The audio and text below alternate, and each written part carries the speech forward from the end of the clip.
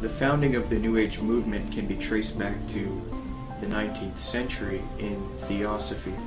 This is the group that largely popularized this belief that we are heading out of the age of Pisces and into the astrological age of Aquarius, which to them will be an age of unity of humanity, an age of enlightenment, a spiritual age of consciousness, so to speak.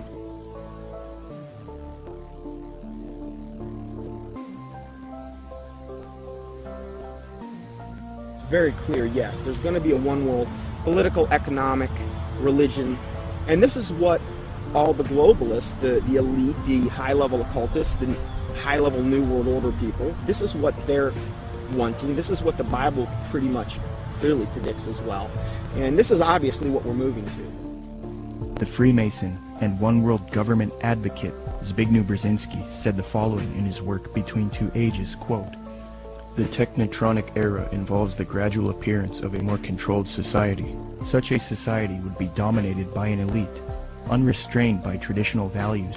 Soon it will be possible to assert almost continuous surveillance over every citizen and maintain up-to-date complete files containing even the most personal information about the citizen."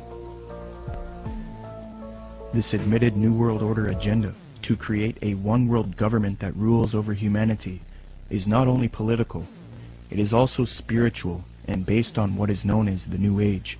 This can be verified with irrefutable documentation. Most of the Christians doing this kind of work have been silenced, so I set out across the border to speak to the few researchers that are still left. There are not many researchers left who have not been deceived by the New Age. Speaking with these people helped confirm my position even more. The New World Order exists. The elite are occultists who adhere to New Age doctrines, and they are responsible for this new trend of discrediting Christianity, Jesus Christ, and the Christian New World Order researchers. There is a voluminous amount of data that I have obtained in my research on this subject, but after watching this production, do not believe me. Don't believe a word of what I'm saying. Do your own independent research and verify this for yourself.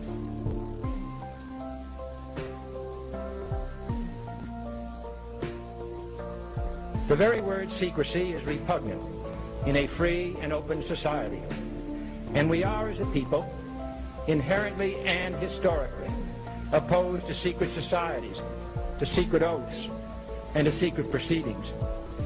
For we are opposed around the world by a monolithic and ruthless conspiracy. Here's the way they look at it. Here's their metaphor. Adam and Eve were held prisoner in the Garden of Eden by an unjust, cruel, and vindictive God.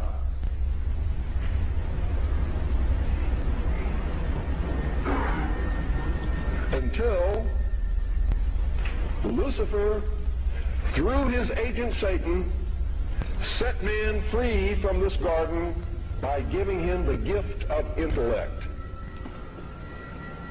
Through the use of intellect, man will conquer the earth, will conquer nature, and will himself become God.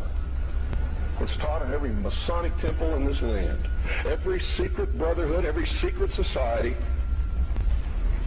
every mystical temple, every occult organization teaches the Luciferian philosophy.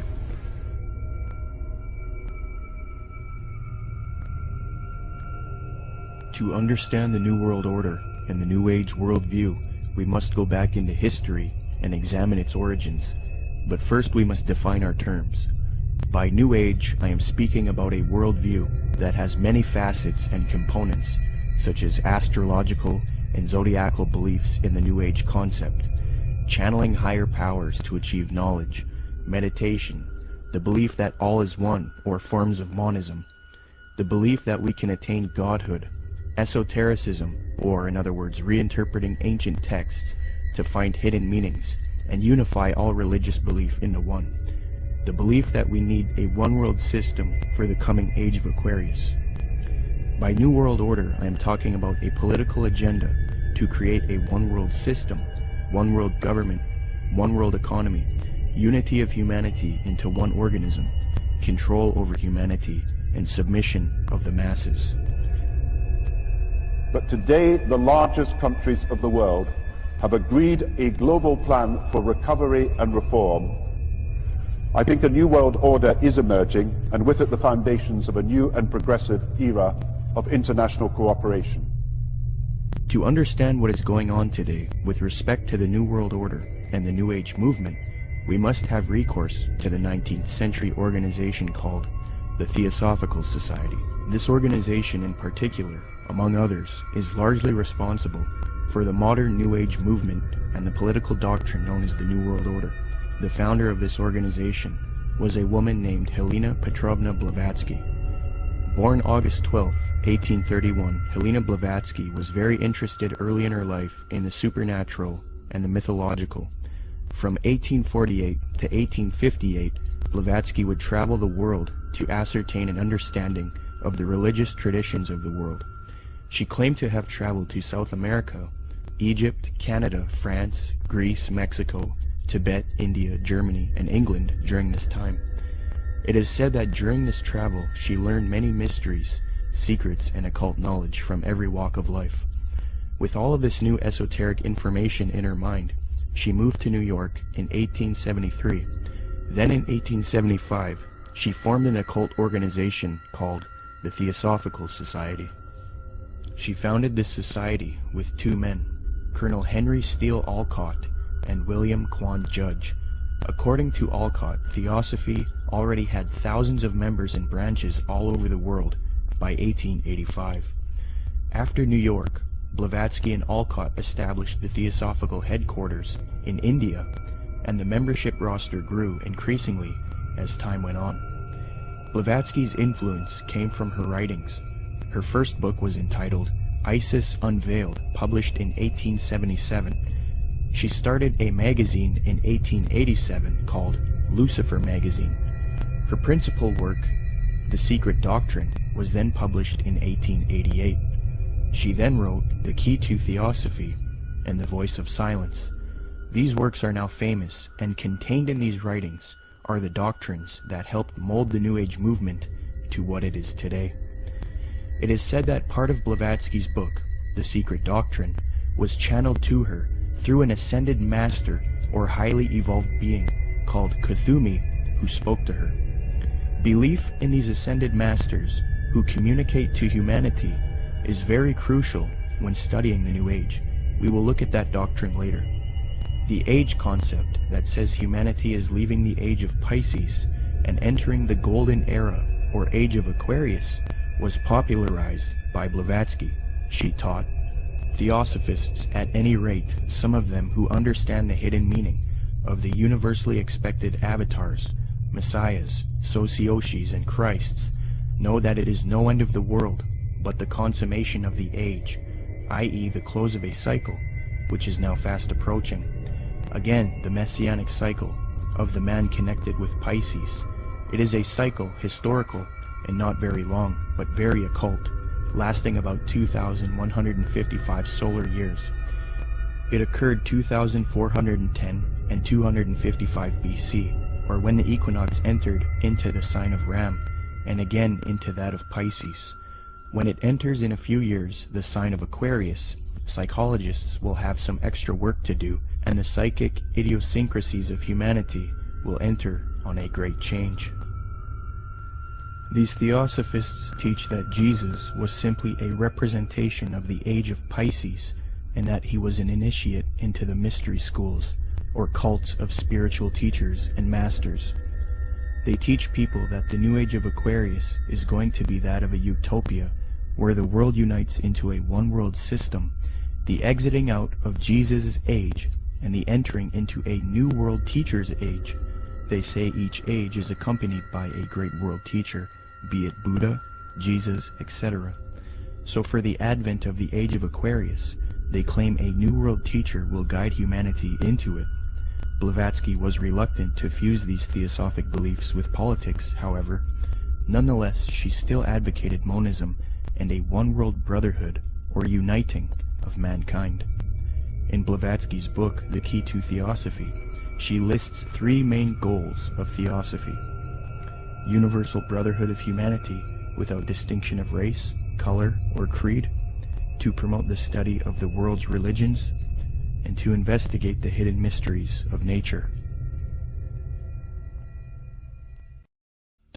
As time went on, Theosophy got very popular. Many prominent figures would join the Theosophical Society from all over the world, and many popular doctrines of today's New Age movement would be molded and shaped by them. Theosophy is the first major New Age group, and they are largely responsible for many of the modern New Age beliefs, including the belief that Jesus represented the sun god. After studying the occult and the esoteric in depth, I have come to the conclusion that the Zeitgeist movement and the Zeitgeist films are based on Theosophy, Freemasonry, and the New Age. For those who are unfamiliar, in 2007, a man named Peter Joseph released a film called Zeitgeist.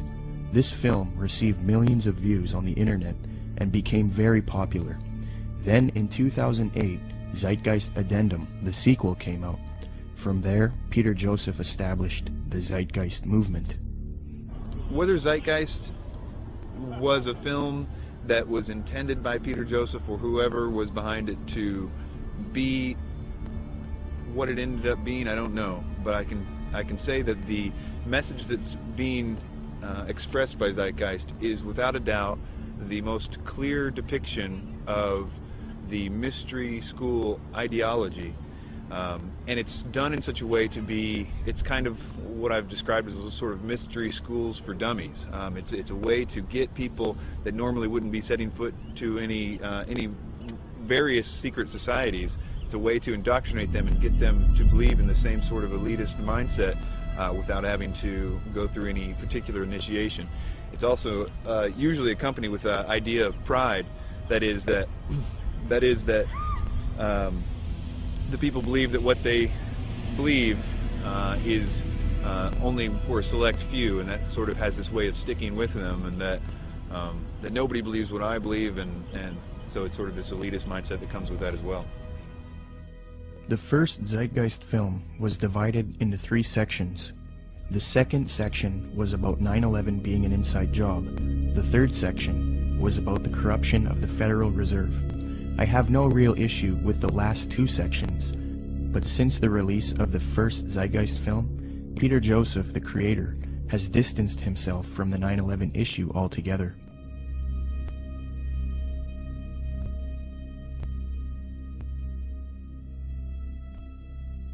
This makes me wonder if the only reason he spoke about 9/11 in the first film was to get the 9/11 Truth movement on board with his agenda. The first section of the film is what I have an issue with. Contained in this section is the modern belief system of the New Age movement, the Theosophical Society, and Freemasonry. With the Zeitgeist, it's, Satan's good at what he does, bottom line. And the first one, what they do is they come right out, and in the first segment, I think the first 38 minutes, they just go after Jesus Christ, his deity. Basically, what they try to do is convince everyone that Jesus Christ is just a knockoff of Horus and a lot of the other pagan deities, and they try to draw all these parallels and similarities. These parallels and similarities have all been debunked by Bible scholars and things. In fact, I think there's even a couple challenges up on the internet, the Zeitgeist Challenge, where they offer money if they can actually. So they've been debunked. I've done, oh my word, I don't know how many teachings debunking both movies. But if somebody were to see that for the first time and not know any different, oh, hey, it sounds convincing, sounds, this or that. And so what they've got to do is discredit the Word of God, the deity of Jesus Christ. As Theosophy grew, it produced influential figures such as Annie Wood Besant, born October 1st, 1847. She was a Marxist and a socialist. Besant was so inclined towards socialism that she defended it in public debates. One such debate was conducted between her and a man by the name of G.W. Foote, a secularist who supported republicanism. The debate was held at the Hall of Science on February 2nd, 9th, 16th, and 23rd, 1887, a 4-night debate series. The title of the debate was, "Is Socialism Sound?" Angelique Richardson and Chris Willis from the University of London Institute for English Studies When commenting on Besant's worldview, note, quote, "The socialist feminist Annie Besant joined the Marxist-based Social Democrat Federation, SDF, in the 1880s. Annie Besant met the founder of Theosophy, Helena Blavatsky, in 1890, and she quickly read Blavatsky's material. Besant recorded her first acquaintance with Blavatsky. She wrote, quote, "I was standing with my hand in her firm grip and looking for the first time in this life straight into the eyes of HPB. We rose to go, and for a moment veil lifted, and two brilliant, piercing eyes met mine, and with a yearning throb in the voice, 'Oh, my dear Mrs. Besant, if you would only come with us.' I said a commonplace, polite goodbye, and turned away with some inanely courteous and evasive remark. 'Child,' she said to me long afterwards, 'your pride is terrible. You are as proud as Lucifer himself.'" Besant would get involved with the secret society known as Freemasonry. In 1902, she established the International Order of Co-Freemasonry, and then set up lodges all over the world with theosophic underpinnings. Theosophy, Freemasonry, and Marxism are all connected with the New Age movement. Besant would become president of the Theosophical Society in 1908. As I give you the history and lay the framework for the origins of the modern New World Order ideology and the New Age movement, it is important to note the role of Freemasonry. As previously noted, Theosophy and Freemasonry were somewhat affiliated in the late 19th century. In fact, Helena Blavatsky received an honorary degree of Apprentice Companion, Perfect Mistress, Sublime Elect Scotch Lady, from the rite of adoption.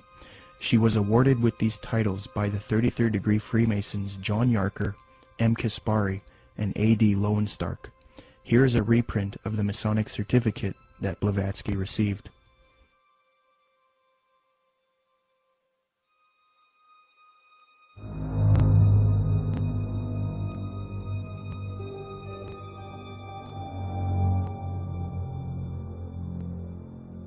There are many different views on the origins of Freemasonry. I will present the one which I feel is the most evidenced and well documented. Modern speculative Freemasonry wasn't officially established until 1717 in London with the founding of the First Grand Lodge. Prior to that, there were Masonic lodges in the late 16th century. You first have operative Masonry involving those who would work with stone and who were part of a stone guild that built cathedrals and buildings in the Middle Ages. Around the 17th century, these operative Masons started accepting people into their craft who were not simply stoneworkers. Soon Masonry was not simply limited to stoneworkers. They then later developed into modern speculative Freemasonry of today, which involves secret handshakes, codes, symbolism, mythology, and legendary. The earliest documentation of the word Freemason is in the calendar of the coroner's rolls of the City of London. This is dated 1378 AD, edited by Reginald Sharp and published in 1913. Commenting on the origins of Freemasonry, Harry Carr remarks, quote, "It developed in Britain out of the building trades and fraternities, whose history goes back some 600 years in England.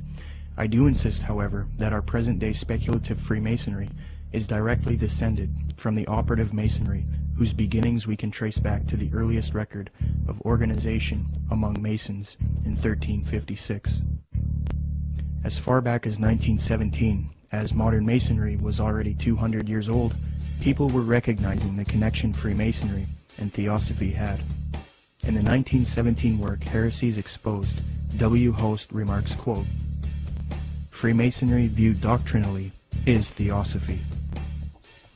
With respect to the previously mentioned Zeitgeist films and the Zeitgeist movement, I will demonstrate that after a thorough study into these teachings of Theosophy and Freemasonry, it becomes quite clear that this film and movement, which has captivated so many truth seekers, is nothing more than the externalization of Theosophy, Freemasonry, and the New Age to the public. This is important because if it turns out that Zeitgeist is leading people into Theosophical and Freemasonic ideologies, it means that rather than standing against the New World Order One World Government agenda, like the anti-New World Order movement is supposed to be doing, truth seekers are actually associating themselves with ideologies and organizations that are connected to the New World Order, which I will also demonstrate. I will now qualify this hypothesis since I have laid the foundation for Theosophy and Freemasonry.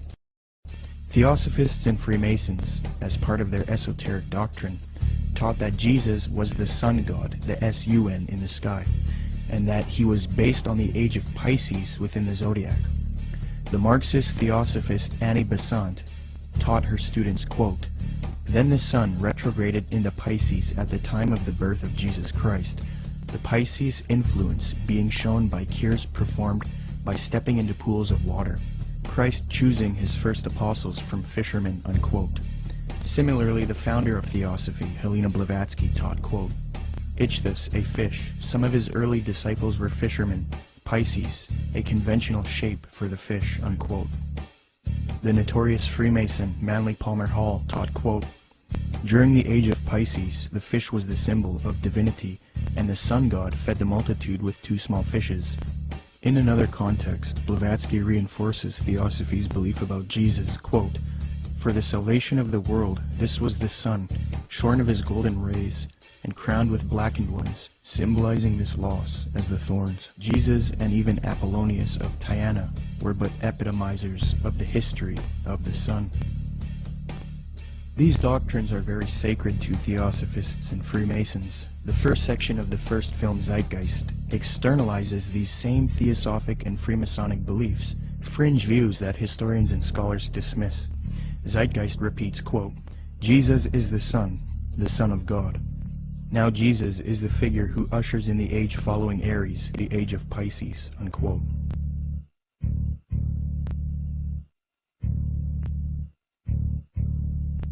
Now, noticing these parallels, one might think that Peter Joseph, the creator of Zeitgeist, was ignorant of the fact that he was indoctrinating people into Theosophic and Freemasonic ideologies. However, Zeitgeist is not only spreading these doctrines of Theosophy and Freemasonry, but Zeitgeist also associates itself with prominent Theosophists, Freemasons, New Agers, and occultists in their own transcript for the film, leaving little debate as to the connection it has to these groups.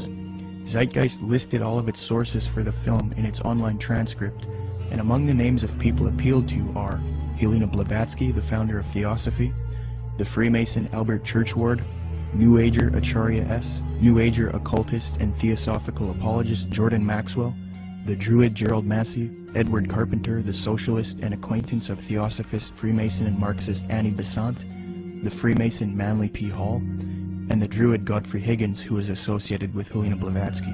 The fact that Zeitgeist chooses to associate itself with these prominent Freemasons, Theosophists, New Agers, and occultists shows us why the truth movement should avoid them. It is a well-known fact that these same esoteric organizations have openly stated that they wish to indoctrinate the public with their esoteric religious ideas and externalize their views to humanity, eventually resulting in a new world order for the age of Aquarius, which they all await with anticipation. Let me qualify this.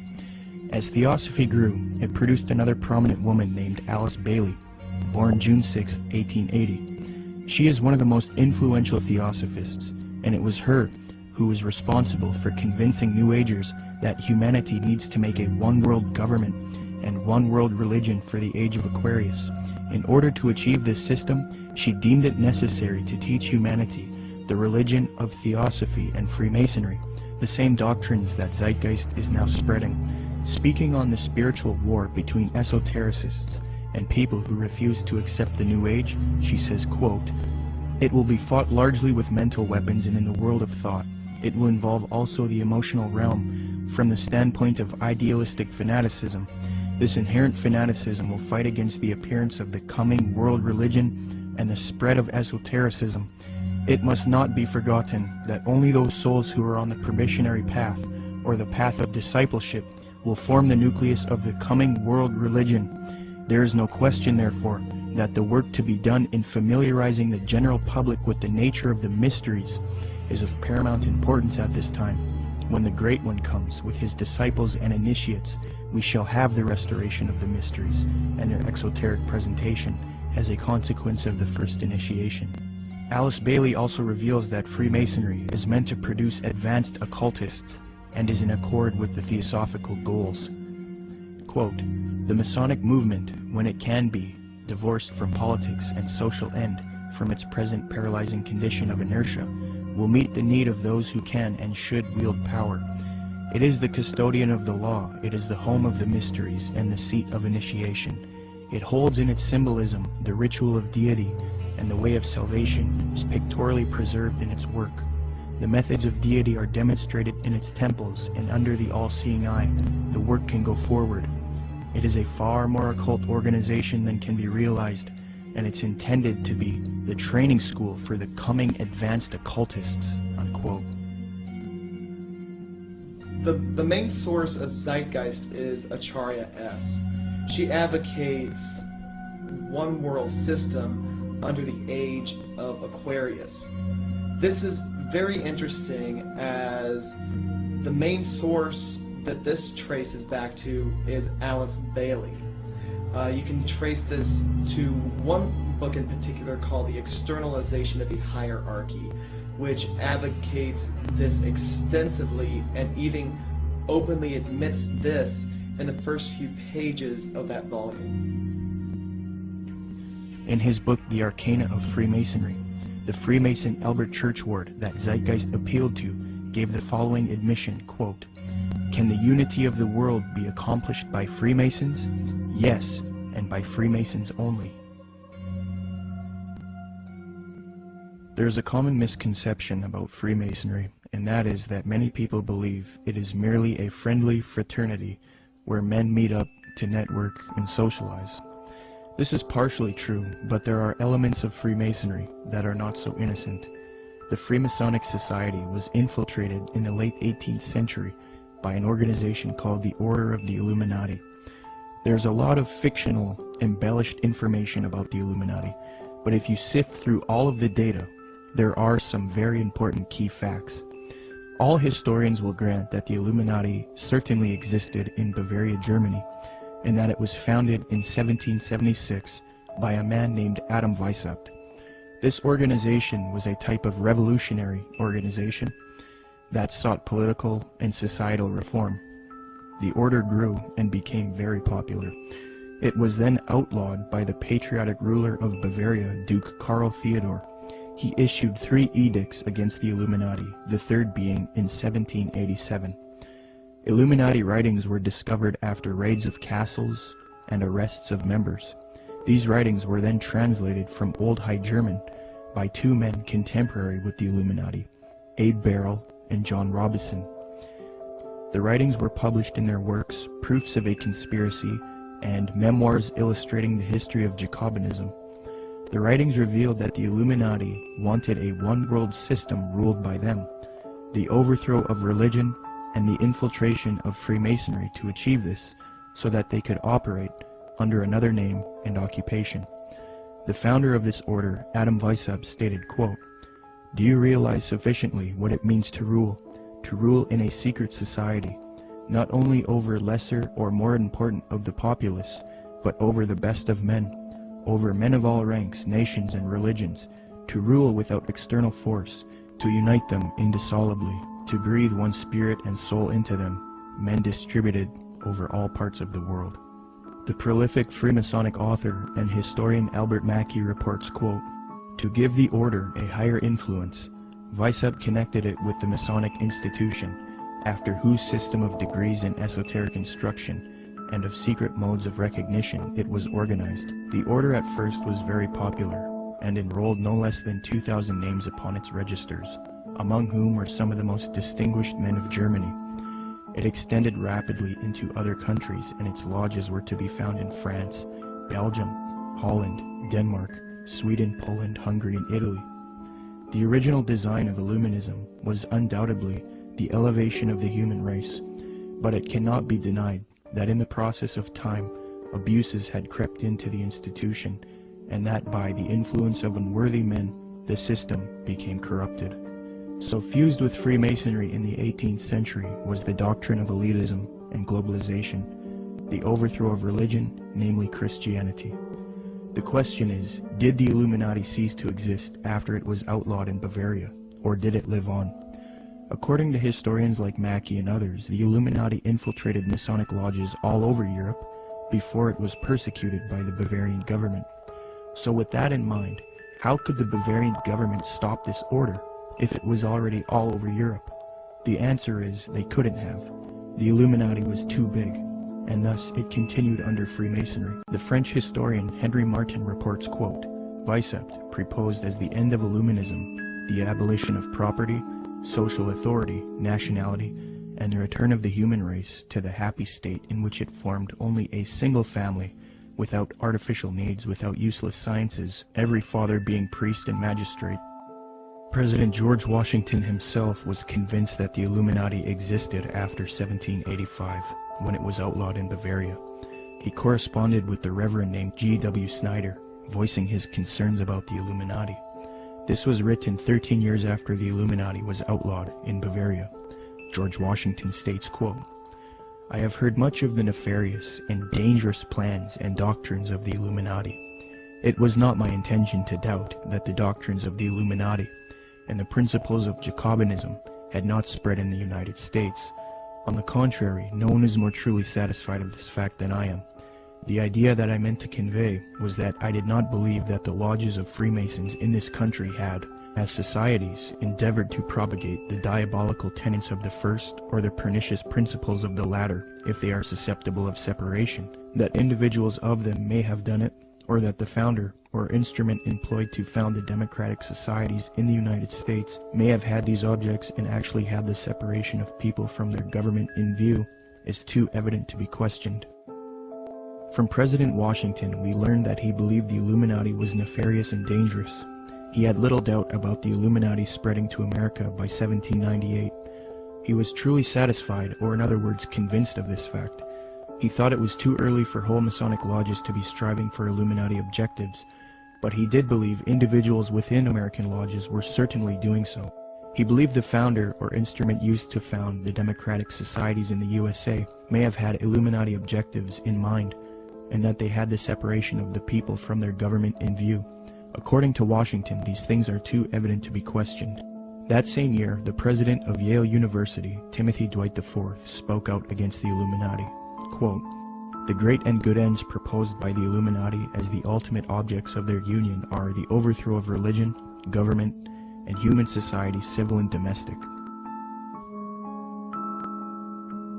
Joseph Willard, the president of Harvard University, said in a speech in New Hampshire, quote, there is sufficient evidence that a number of societies of the Illuminati have been established in this land of gospel light and civil liberty, which were first organized from the Grand Society in France. They are doubtless secretly striving to undermine all our ancient institutions, civil and sacred. These societies are closely leagued with those of the same order in Europe. They have all the same objects in view. The enemies of all order are seeking our ruin. Should infidelity generally prevail, our independence would fall, of course. Our republican government would be annihilated. Speaking on this new Freemasonry that was infiltrated by Illuminati elitist doctrines, John Quincy Adams, the 6th President of the United States, remarked, quote, I do conscientiously and sincerely believe that the order of Freemasonry, if not the greatest, is one of the greatest moral and political evils.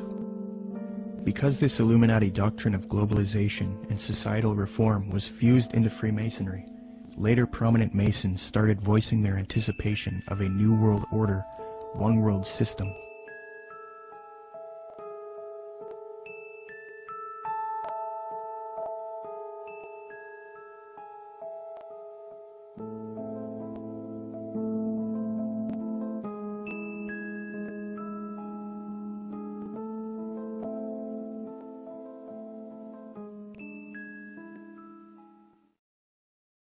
Freemasonry is just one of many ways to get people into the occult.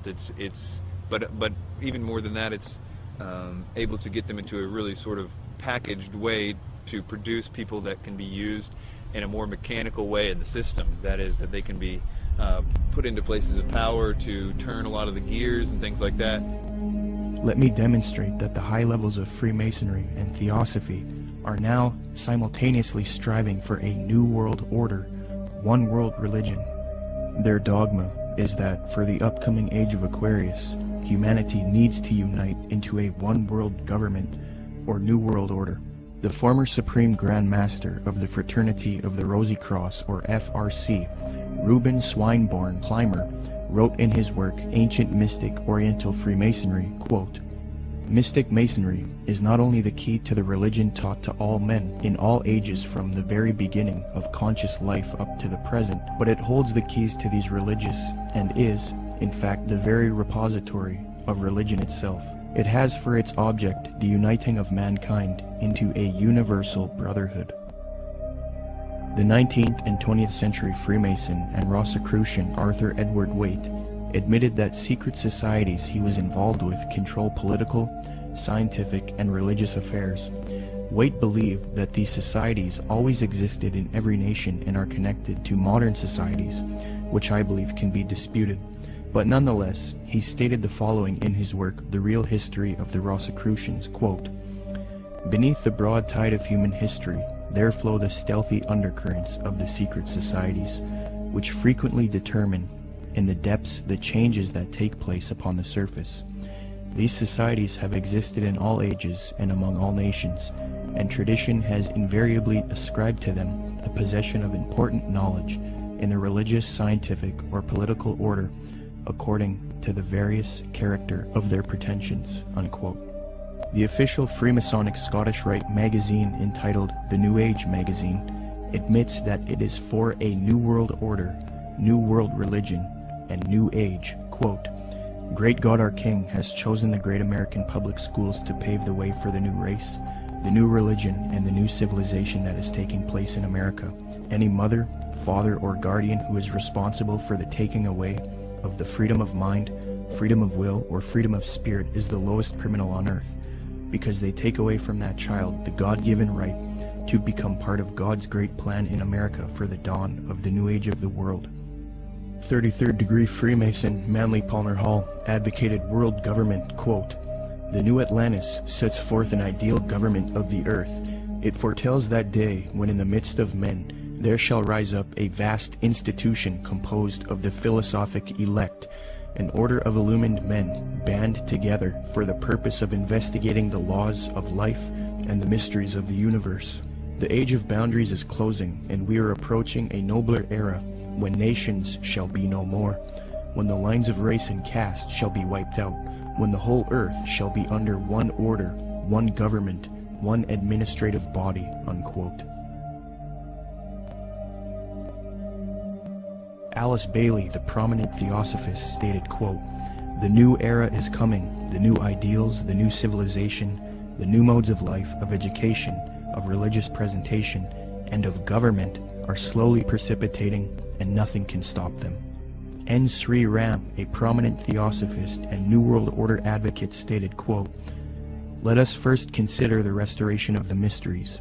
It is well known among members of the co-Masonic movement that its work has been faithfully continued up to the present, and that its number of lodges has steadily increased. I imagine that at such an auspicious time, when the inner and outer worlds will have come much nearer together, some of the great leaders of the hierarchy might take part in the outer work of reconstruction, and will then become the recognized leaders of the new world government," unquote.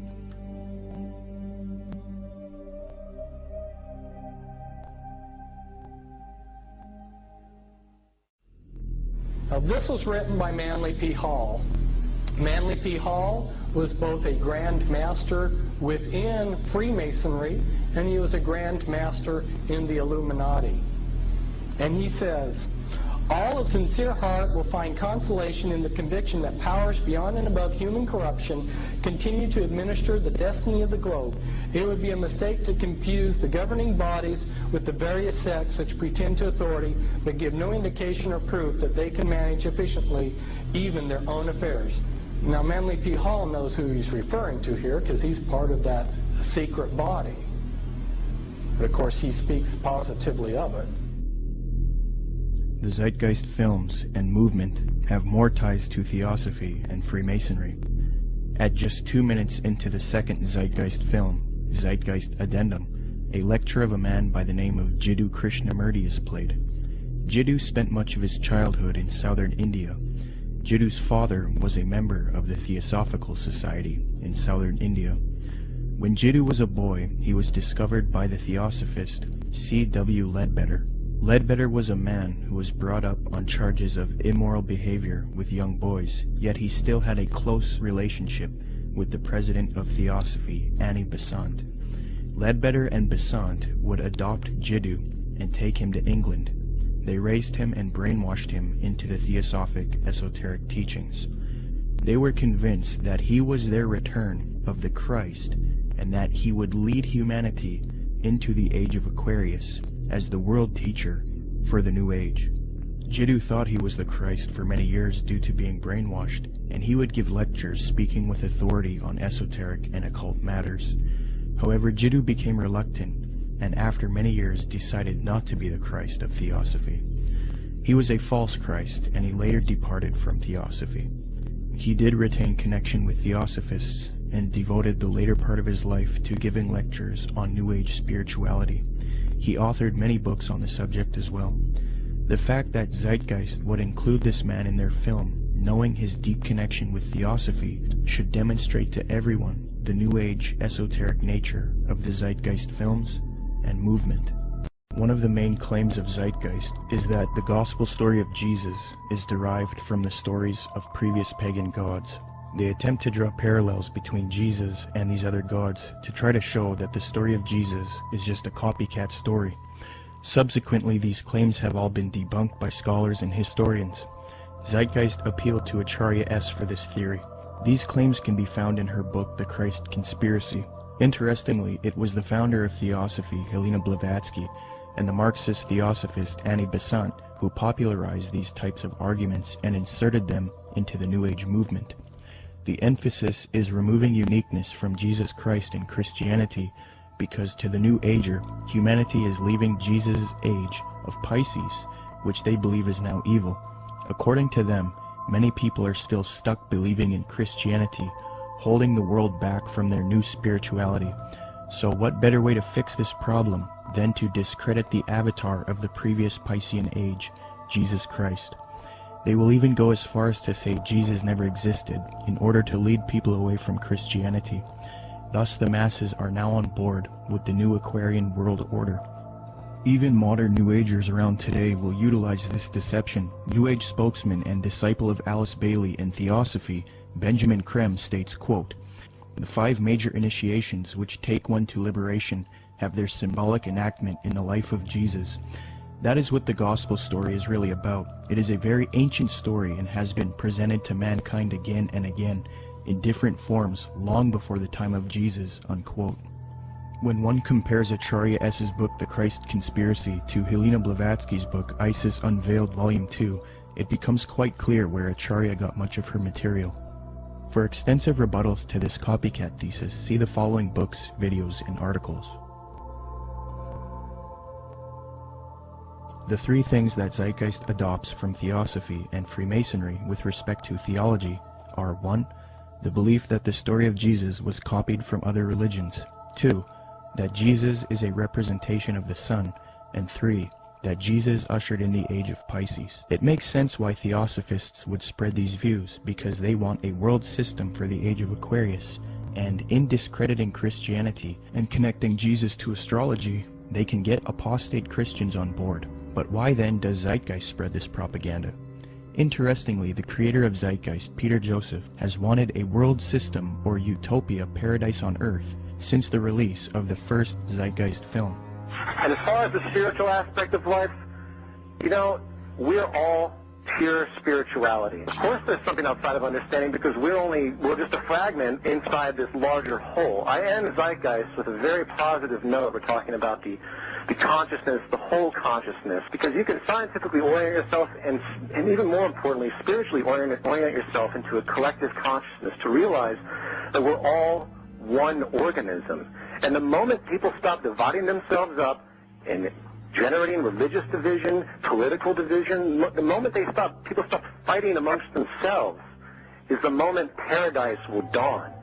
Similarly, Zeitgeist's main source, Acharya S., has advocated the New Age of Aquarius that the elitist Theosophists and Freemasons await in her 1999 work, The Christ Conspiracy, quote, "But the future is now, and the maneuvers are being unveiled. As far as Christianity's role in this new age," Carpenter states, quote, Christianity, therefore, as I say, must either now come frankly forward and acknowledge its parentage from the great order of the past, seek to rehabilitate that, and carry mankind one step forward in the path of evolution, or else it must perish. There is no alternative. Despite the vilification of the so-called New Age movement, the fact is that we are entering into a new age. The age referred to in the gospel tale is that of Pisces, and through contrivance and duplicity, coercion and slaughter, the fish god Jesus, the Piscean solar avatar, has indeed been with us. But now it is the close of the age, and his time is over. As Hancock says, we live today in an astrological no man's land, at the end of the age of Pisces, on the threshold of the new age of Aquarius. Traditionally, these times of transition between one age and the next have been regarded as ill-omened. Ill-omened verily, as the ongoing destruction of the earth and the endless warfare over ideology will indeed produce the Armageddon so long awaited and planned by those who cannot live for today but must look towards an afterlife. By realizing the cultural unity revealed behind the Christ conspiracy, however, humanity can pull together and prevent this fall to create a better world. 75 years before Zeitgeist's main source Acharya S. penned that admission, the former president of Theosophy, Annie Besant, wrote something almost exactly the same, quote, "The equinox will reach the sign of Aquarius, coinciding the great cycle of influence. We can indeed hope to put a complete end to all the influence of the past cycle, with its tyranny, slavery, war, and cruelty. This is one of the great transitional epochs, and the karma before humanity as a whole, and to every group in particular, is to reform itself from slavery, female subjection, war, and cruelty, and establish a civilization based on humanness and interest in spiritual matters." New Age author Gail Fairfield explains what is expected for the supposed upcoming age of Aquarius. She states, quote, "The sign of Aquarius is the sign of focused concepts. It concentrates intently on developing its ideas and then applies them to the betterment of humankind. It has talent for rapidly correlating all the information available into a political, ethical, spiritual, technological system. Aquarius creates optimal features for individuals and for humanity because it needs alternatives, possibilities, and something to move towards. Overall, Aquarius is a reformer and visionary working to create its utopia." Unquote. Isn't it interesting that right after Zeitgeist promoted the Aquarian New Age concepts in the first Zeitgeist film, the second film, Zeitgeist Addendum, then goes on to convince its followers to strive for a similar Aquarian one-world system, New World Order, called the Venus Project. Indeed, the solution offered by the film Zeitgeist Addendum is that humanity needs to unite into the very same thing that Theosophy and Freemasonry wants it to unite into. A one-world universal esoteric brotherhood of humanity. A new world order.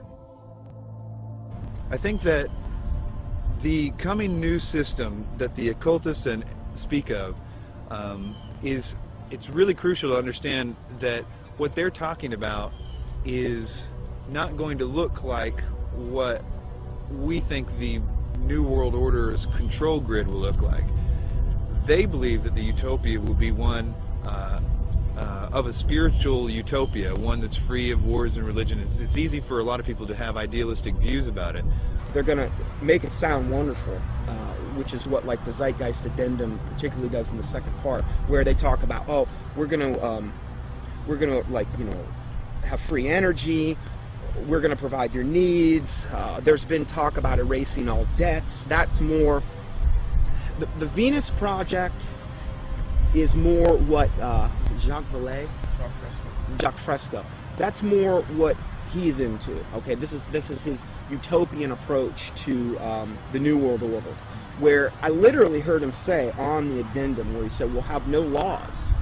All laws will be done away with. I thought to myself, oh, law. I mean, nobody's going to have to work. It's just going to sound like wonderful. I mean, he's talking about how are people going to make livings. Well, you won't have to, and you can do whatever you want. And if you make a painting, you can give it to somebody. I mean, this utopian world, but it's going to come at an extremely high price regarding the mark of the beast. It's not going to be what they're cracking it up to be, and most likely, it's only going to come with massive depopulation, and they're going to probably try to pull that off a number of different ways. But you have the Zeitgeist, this utopian approach, and then you also have the way the Ascended Master, some of the Ascended Masters say will be done through a project called Nueva Era, which, you know, is very similar in what the Zeitgeist Addenda talks about. It's just kind of a different flavor of it all. So which one they're actually going to be able to pull off, if the Lord lets them do it, it's kind of up to the Lord. It's hard to say which way it'll go. The Venus Project looks like Francis Bacon's New Atlantis, this concept that has been with the occult realm for a long time. Whether they call it the New Atlantis or whether they call it some coming utopia or some Platonic version of the New Age, the New World Order, a lot of people, those terms were viewed in a completely different context that I think a lot of us in the truth movement see the New World Order. It's a totally different thing that they're hoping will happen. And I think that we can be in danger if we think that the New World Order is just going to be a police state control grid, which I think it will be, but I think it will be in the context of a lot of supernatural things going on. So it's going to look like the old world order is gone, and in doing so, it's going to be exactly what those like Francis Bacon and all the others have mentioned. This new world order is going to be proposed to look just like the Venus Project, but I can tell you that won't be the case for very long. It might be right at the beginning, but not as it goes on.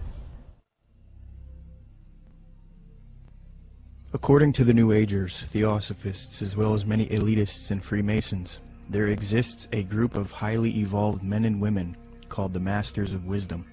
These powerful groups claim that Buddha, Krishna, Muhammad, and Jesus were all masters of wisdom, and that a being named Maitreya is the leader of these beings, who in turn is subject to the true leader, Sanat Kumara.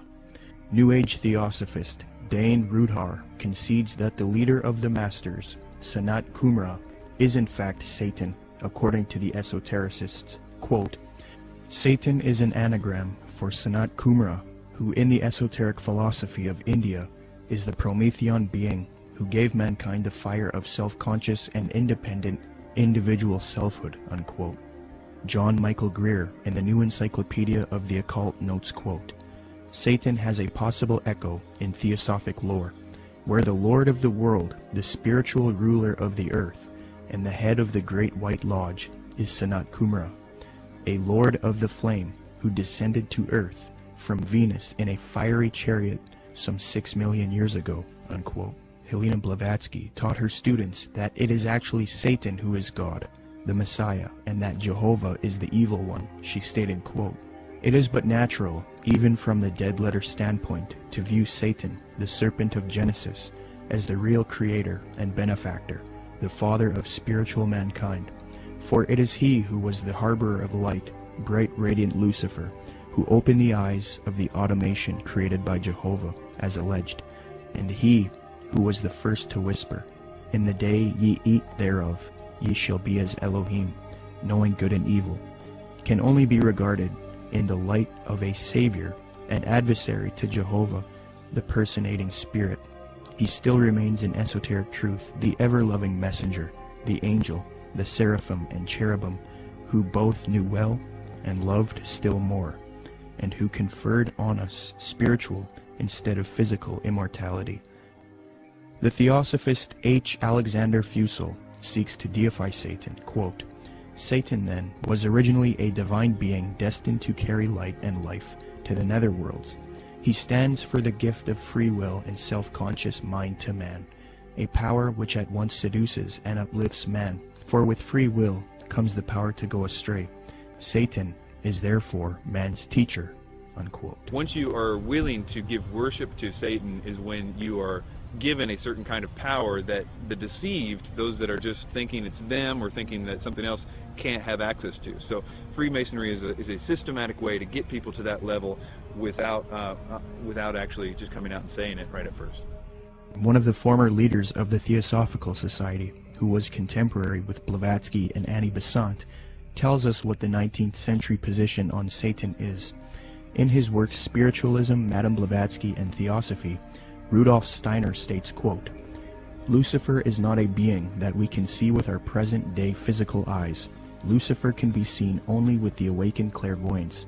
Seen clairvoyantly, in fact, Lucifer is a particular being who was left behind during the moon phase of evolution, unquote.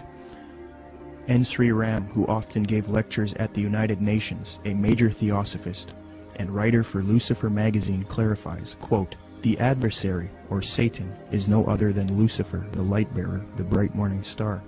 He is the initiator, awakening the divine faculties of intellect on man. He is the king of the fallen angels, spirits from higher spheres, who descended among primitive mankind of the third race, to develop in man and endow him with his self-conscious mind, or manas," unquote. Theosophy teaches that Satan or Lucifer is actually a divine being who saves humankind and brings him consciousness. Many modern influential New Agers who are deceived by Theosophy repeat the same theme. David Spangler admits that Lucifer is a being that New Agers honor, and the light of Lucifer is the light of God. Quote, "The true light of Lucifer cannot be seen through sorrow, through darkness, through rejection. The true light of this great being can only be recognized when one's own eyes can see with the light of the Christ, the light of the inner sun. Lucifer works within each of us, trying to bring us to wholeness. And as we move into a new age, which is the age of man's wholeness, each of us, in some way, is brought to that point which I term the Luciferic initiation, the particular doorway through which the individual must pass if he is to come fully into the presence of his light and his wholeness. Lucifer comes to give us the final gift of wholeness. If we accept it, then he is free, and we are free. That is the Luciferic initiation. It is one that many people now, and in the days ahead, will be facing, for it is an initiation into the new age. It is an initiation of leaving the past and moving into the new, shedding our guilt and fears, our anxieties, our needs, our temptations, and becoming whole and at peace, because we have recognized our inner light and the light that enfolds us, the light of God," unquote. So indeed the Luciferian doctrine is fused into the New Age movement due to Theosophy. Along with this doctrine is the belief that because of Satan, man is now thinking he will evolve, conquer the world, conquer nature, and become a god. The Freemason W.L. Wilmhurst bolstered the fact that Freemasonry is aimed at creating god men. The purpose of initiation is attaining godhood, he states, quote, "The height of the lodge, even as high as the heavens, implies the range of consciousness possible to us. When we have developed our potentialities to the full is infinite. Man who has sprung from the earth and developed through the lower kingdoms of nature to his present rational state has yet to complete his evolution by becoming a godlike being and unifying his consciousness with the omniscient, to promote which is and always has been the sole aim and purpose of all initiation," unquote. Danny and Englewood, you're on the air. Go ahead. Yeah, you're going to take this the wrong way, Peter J., director of Zeitgeist, but what you just said sounds exactly like Satanism. Not saying that you are satanic. I don't believe in Satanism. If you want to use that word, you know what Satanism that's your own, that's you know your what own Satanism idea. is? Atheists. People who do not believe in a God. People who believe that man is a God. That's what that's Satanism correct. is. You are God. Okay, then you are a Satanist. You are God. You are God. You are God.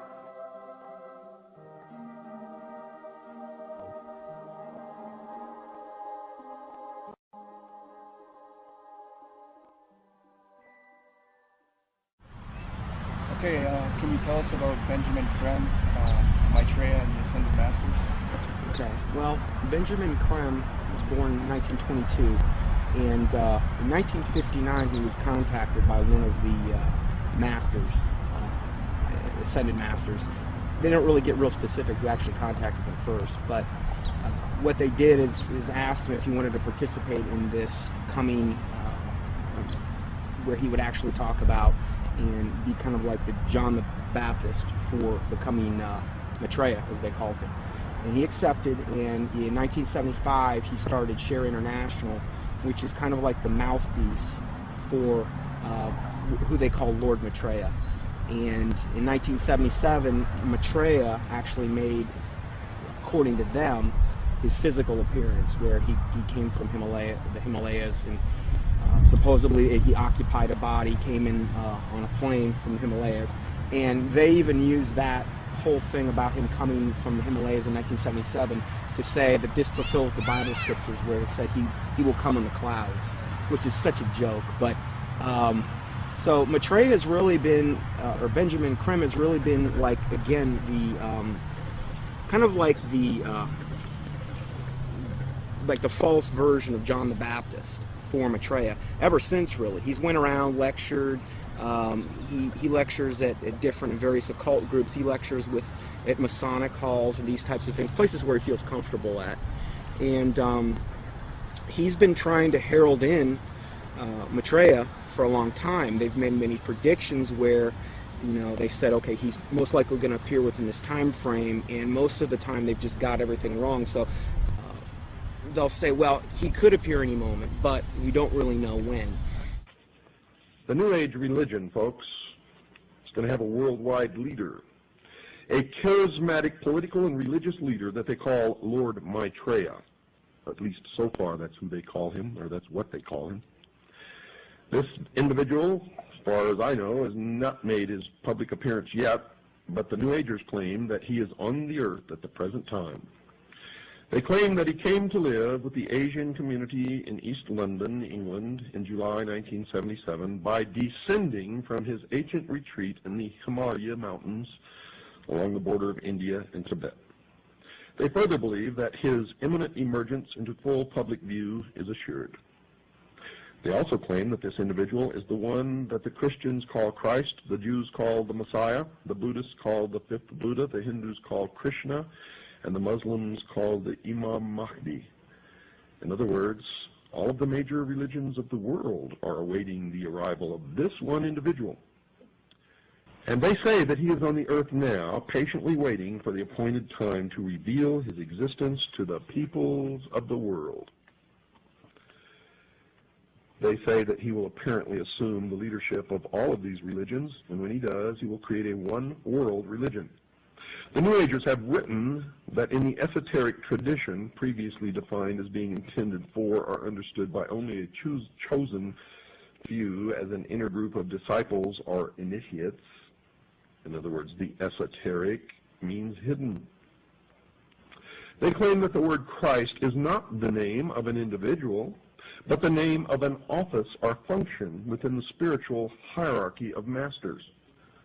They claim that the masters are a group of perfected men who have guided human evolution from behind the scenes for centuries, and they believe that this Lord Maitreya is that Christ.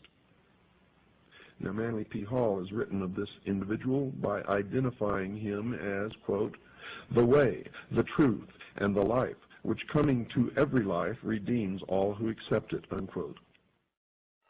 Since Jiddu Krishnamurti, featured in Zeitgeist Addendum, failed as the world teacher responsible for ushering in the Age of Aquarius one-world system, Theosophists, Freemasons, and occultists have been waiting for their world teacher since then.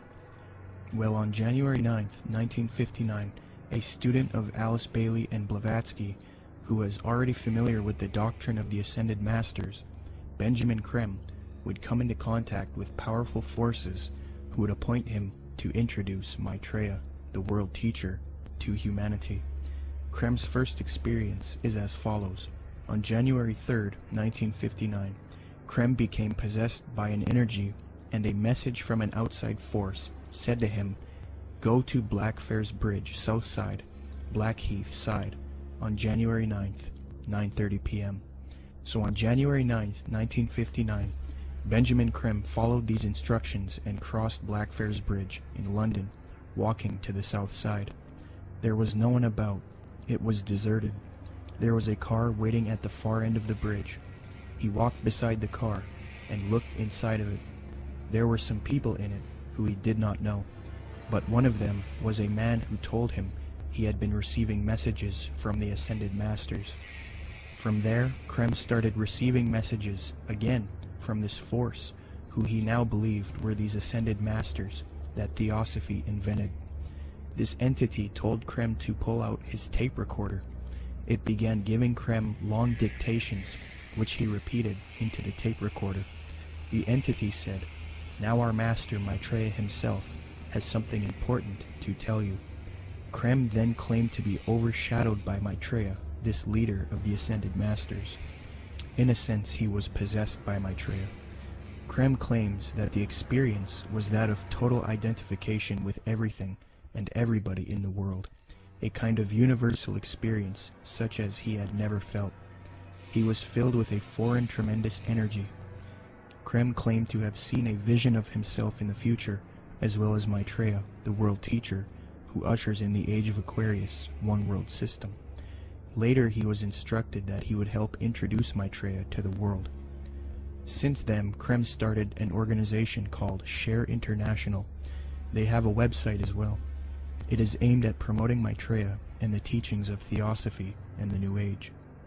Krem admitted that he was influenced by Helena Blavatsky and Alice Bailey. Quote, "To many today, this awareness includes the recognition of higher states of consciousness attained by those who make up the emerging spiritual kingdom, the masters and initiates of the world.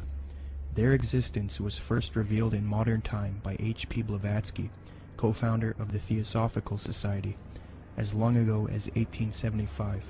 A more detailed communication about the masters and their work was given by Alice A. Bailey between 1919 and 1949. In her book The Externalization of the Hierarchy, she revealed the existence of a planned return to physical plane work and activity by this group of enlightened men, which return, I submit, has already begun."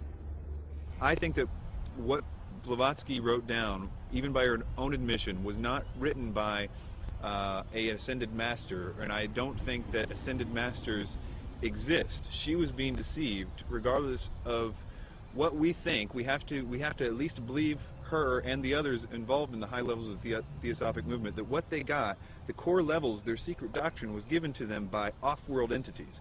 The research becomes, who are these off-world entities? And this is the other part of that research. Is what those entities said true or not? I understand that it's very poetic. It's very easy and seductive to believe, because when you read some of her stuff or some of the other stuff that's written directly from demonic entities, it's extremely seductive. We must understand that these beings are thousands of years older than us, and they're very smart. We're no match for them. The smartest of us are no match for the intellect of them, but their desire is to deceive us. So we are outmatched in this regard. So that's why it's seductive when we read it. The most current thing that they're doing right now has been since last December, this supposed star sign, which is really, again, they just try to knock off from the Bible as much as they possibly can. This is like a knockoff of the Star of Bethlehem in the Bible. And in that, they're saying that there's going to be these, what they call star-like luminaries in the sky. 4 of them that are in different quadrants of the earth. They're 5 times the size of a football field, according to them. And people are seeing these things, and they've got a whole, up on shareinternational.org, they've got a whole section devoted to this, where people are sending in pictures, there's stars, and what they are spaceships. That's what they're admitting to at this point. And more people are seeing them, but evidently this is going to be the thing that really, really heralds in Maitreya, up until they have the day of declaration when he makes his public emergence. And this is supposed to be on the major media? Yes. When he makes his big debut, what they've said is they've already secured an interview with a major U.S. TV network, and then one in Japan, I believe, as well. So during this time, he's going to, the day of declaration, supposedly he's going to basically telepathically communicate with masses and masses of people. They supposedly will hear them in their own language. They'll be able to comprehend him. Supposedly they'll feel this infinite love. And there will be many also supposed miraculous healings taking place around the world at the same time. And most likely, this day of declaration will come on the heels of some or multiple cataclysmic events, most likely the first thing being an economic meltdown, which is what he's predicted way back from the 90s. And what does Maitreya promise? What does he want to achieve? What are his goals? Well, you know, if you look at the word Share International, which is the name of the site, you know, if you read what he says, he wants the world resource sharing of the world. He doesn't want there to be any, supposedly, any qualities of the world. you know, you look at what he says that he is. He says that he is the Christ that the Christians are expecting, the Messiah the Jews are expecting, the fifth Buddha the Buddhists are expecting, Krishna the Hindus are expecting, and Imam Mahdi that the Muslims. So he's kind of everything rolled up into one. He's like the total package. He's going to give and be able to unite and put all of the various and different religious systems, the major religious systems, all on the same page. And the Bible says that when the Antichrist comes, he's going to come with all lying power, signs, and wonders. And he's going to deceive the whole world by which the miracles that he's going to do. So he's taking credit for every single miracle that's going on right now, whether it's a Marian apparition, which would be to him the ascended Master Mary, because he's got a whole band of masters that he's going to be coming with. And so he's taking credit for everything. Every miracle that you're seeing going on in the world right now, whether it's a Catholic miracle, whether it's some type of energizing of water, whether it's some bleeding statue, whether it's, you know, some Hindu miracle, crosses of light, they've seen those in various churches. He's taking credit for all of that. And I think what we're going to see and what he says we're going to see, in fact, I just read this in their last report, Benjamin Krem said also with the UFO sightings, he says they're going to increase up until the time when he makes his emergence. And he's going to come on the scene. He's going to be able to explain all of this and try to put everybody on the same page. My personal belief is that the Antichrist, or the world teacher, will seem to actually be Christ, in the sense that he will seem to destroy some old system and some old bad leader. And I think that it will somehow be tied to, I don't know, this is my guess, but it will somehow be tied to some sort of fake or alien invasion or presence of some sort. I don't know if Maitreya fits all those characteristics, but I wouldn't doubt it for 1 minute if he was. My personal opinion is that Krem is somebody who is being talked to by entities and is doing what he's told to be doing.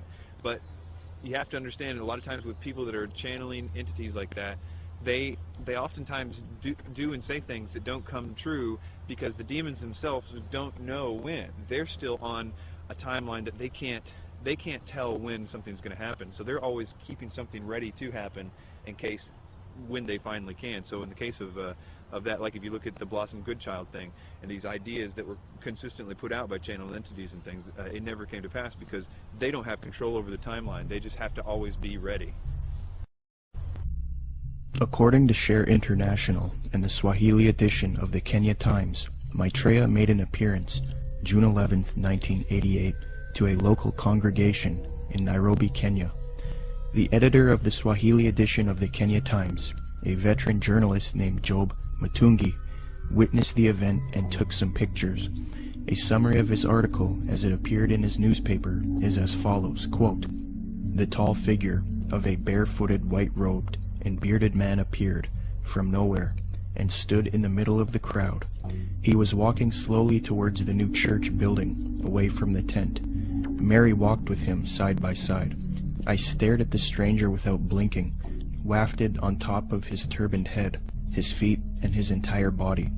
In clear Swahili, which had no traces of accent, the strange man announced that the people of Kenya were blessed, especially those who had gathered at the venue that afternoon. We are nearing the time of the reign of heaven, but before that I shall come back and bring a bucket full of blessings for all of you," the man said. A bucket full of blessings is a reference to the astrological symbol for the age of Aquarius. Aquarius is depicted as a man carrying a pitcher of water in the zodiac. But continuing with the article, quote, "It took the crowd nearly 20 minutes to recover after the man left the meeting in a car belonging to a Mr. Gurnam Singh, who offered to give him a lift. But it will probably take Mr. Singh his lifetime to recover from the shock he got 2 minutes later. On reaching the bus terminus, the man informed Mr. Singh to stop the car. On getting out, he walked a few paces beside the road and simply vanished into thin air."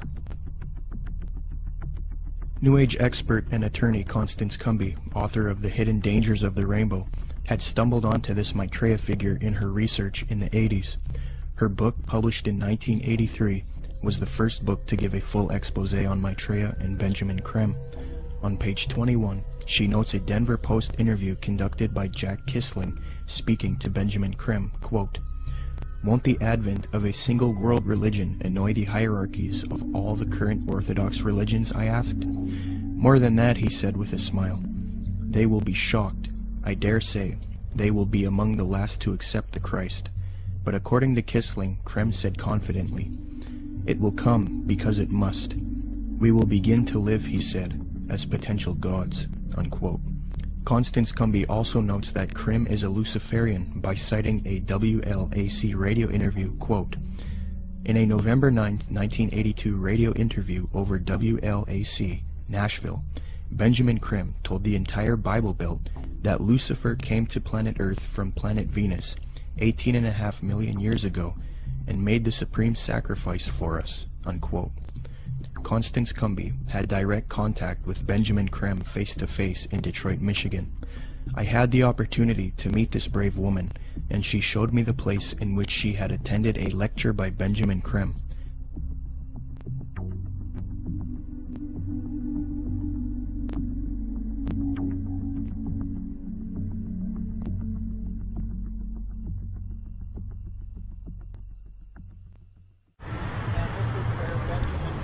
Spoke to a packed crowd November 4th, 1981,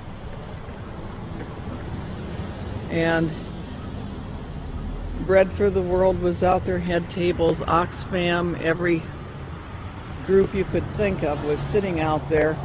They were passing out brochures. The brochure is reproduced in both of my books. Benjamin Creme came in.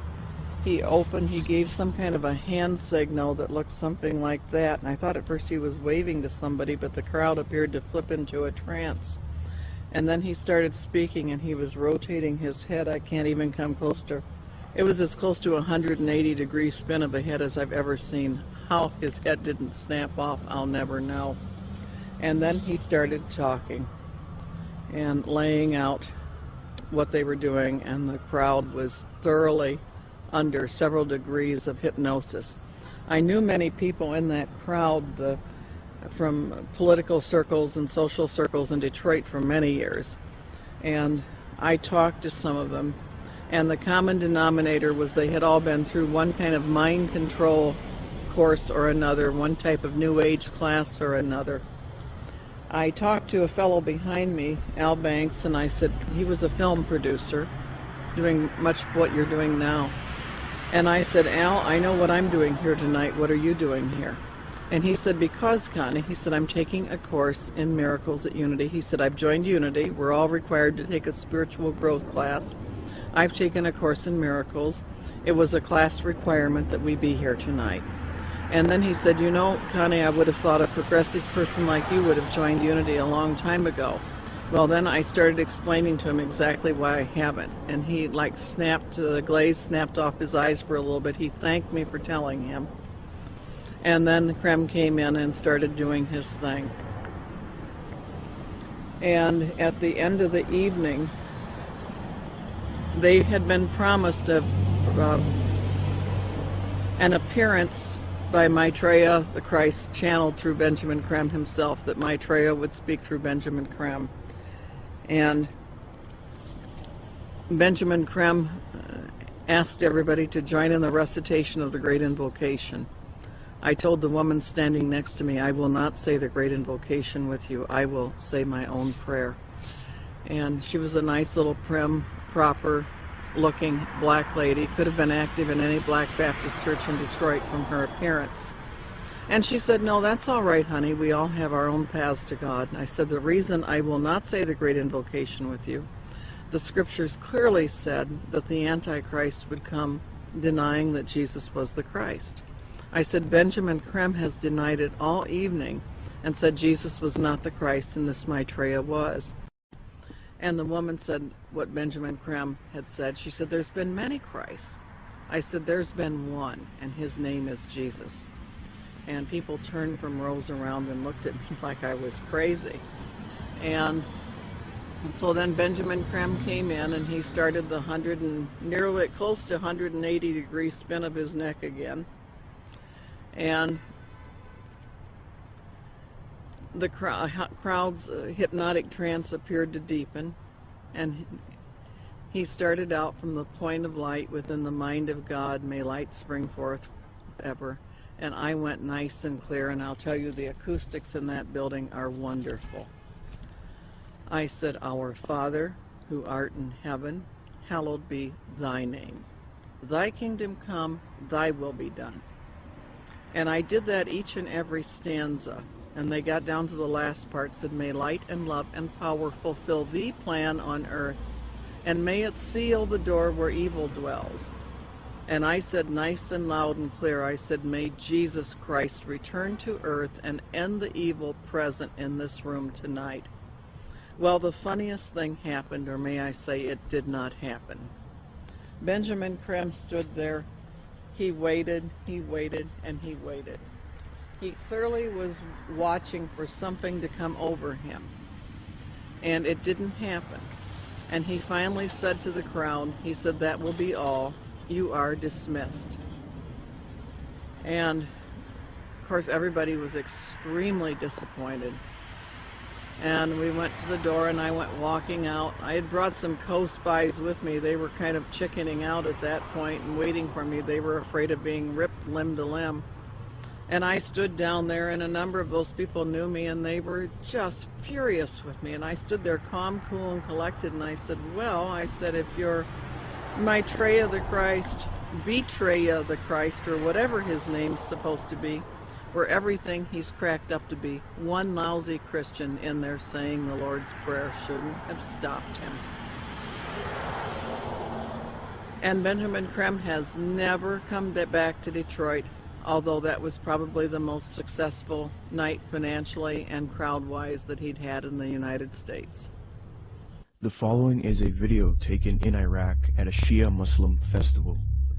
Share International and Benjamin Creme have put out that this is indeed an appearance of Maitreya, the supposed world teacher for the age of Aquarius, one world government. Commenting on this video, Share International reports, quote, Imam Mahdi, unexpected appearance, proclaims the title of a video posted on YouTube.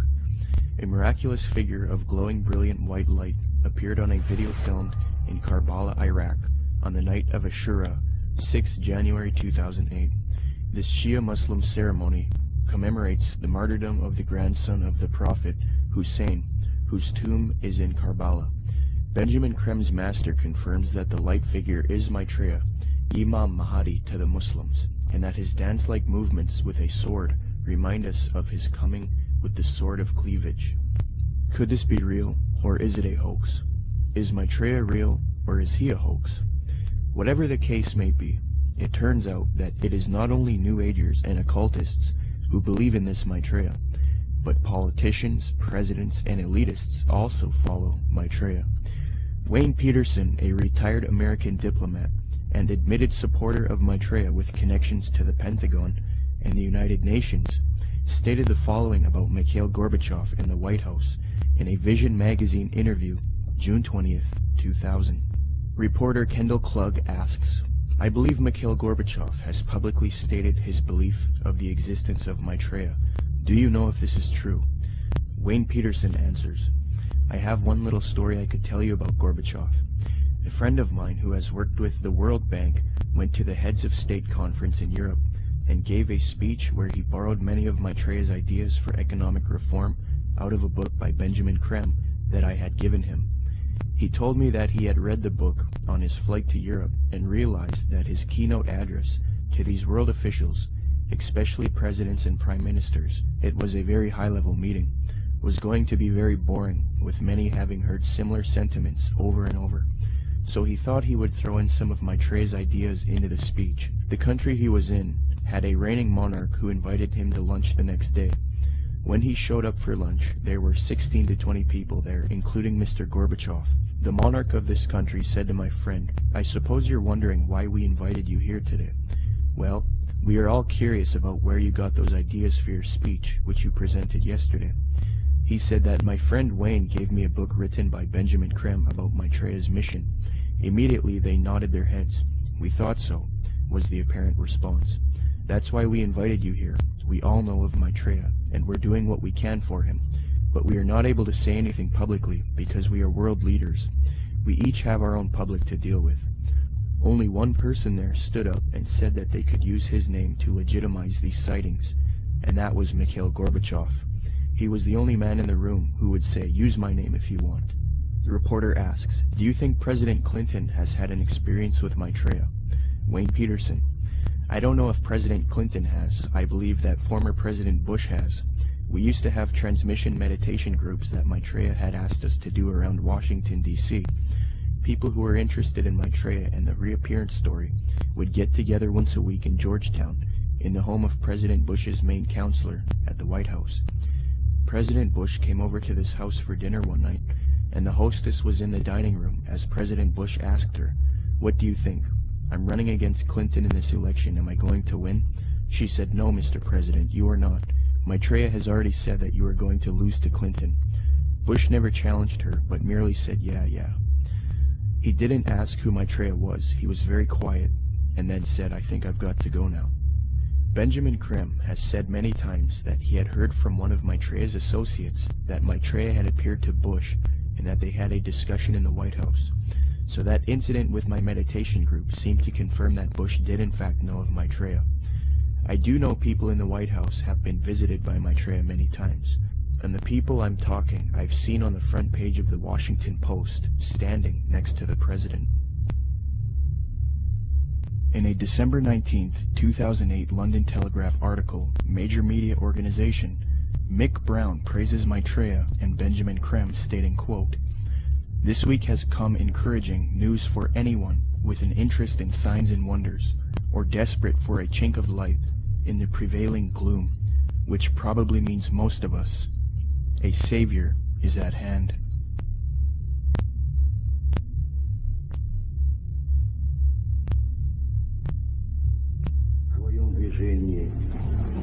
Другом направлении, к новому мировому порядку.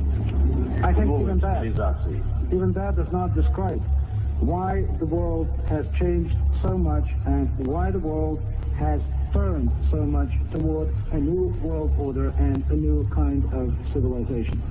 Maitreya is one of the main theosophy in Maitreya.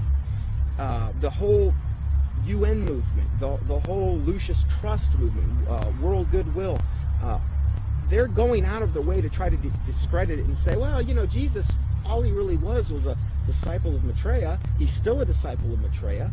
Maitreya is over him, and Jesus, they believe what happened is Jesus heralded in the age of Pisces.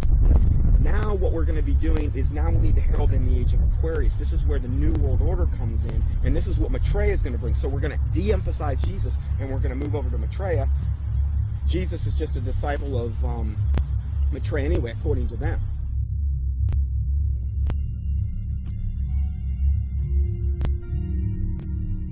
In 1919, the theosophist Alice Bailey was supposedly contacted by one of these ascended masters known as the Tibetan Dijwal Kul.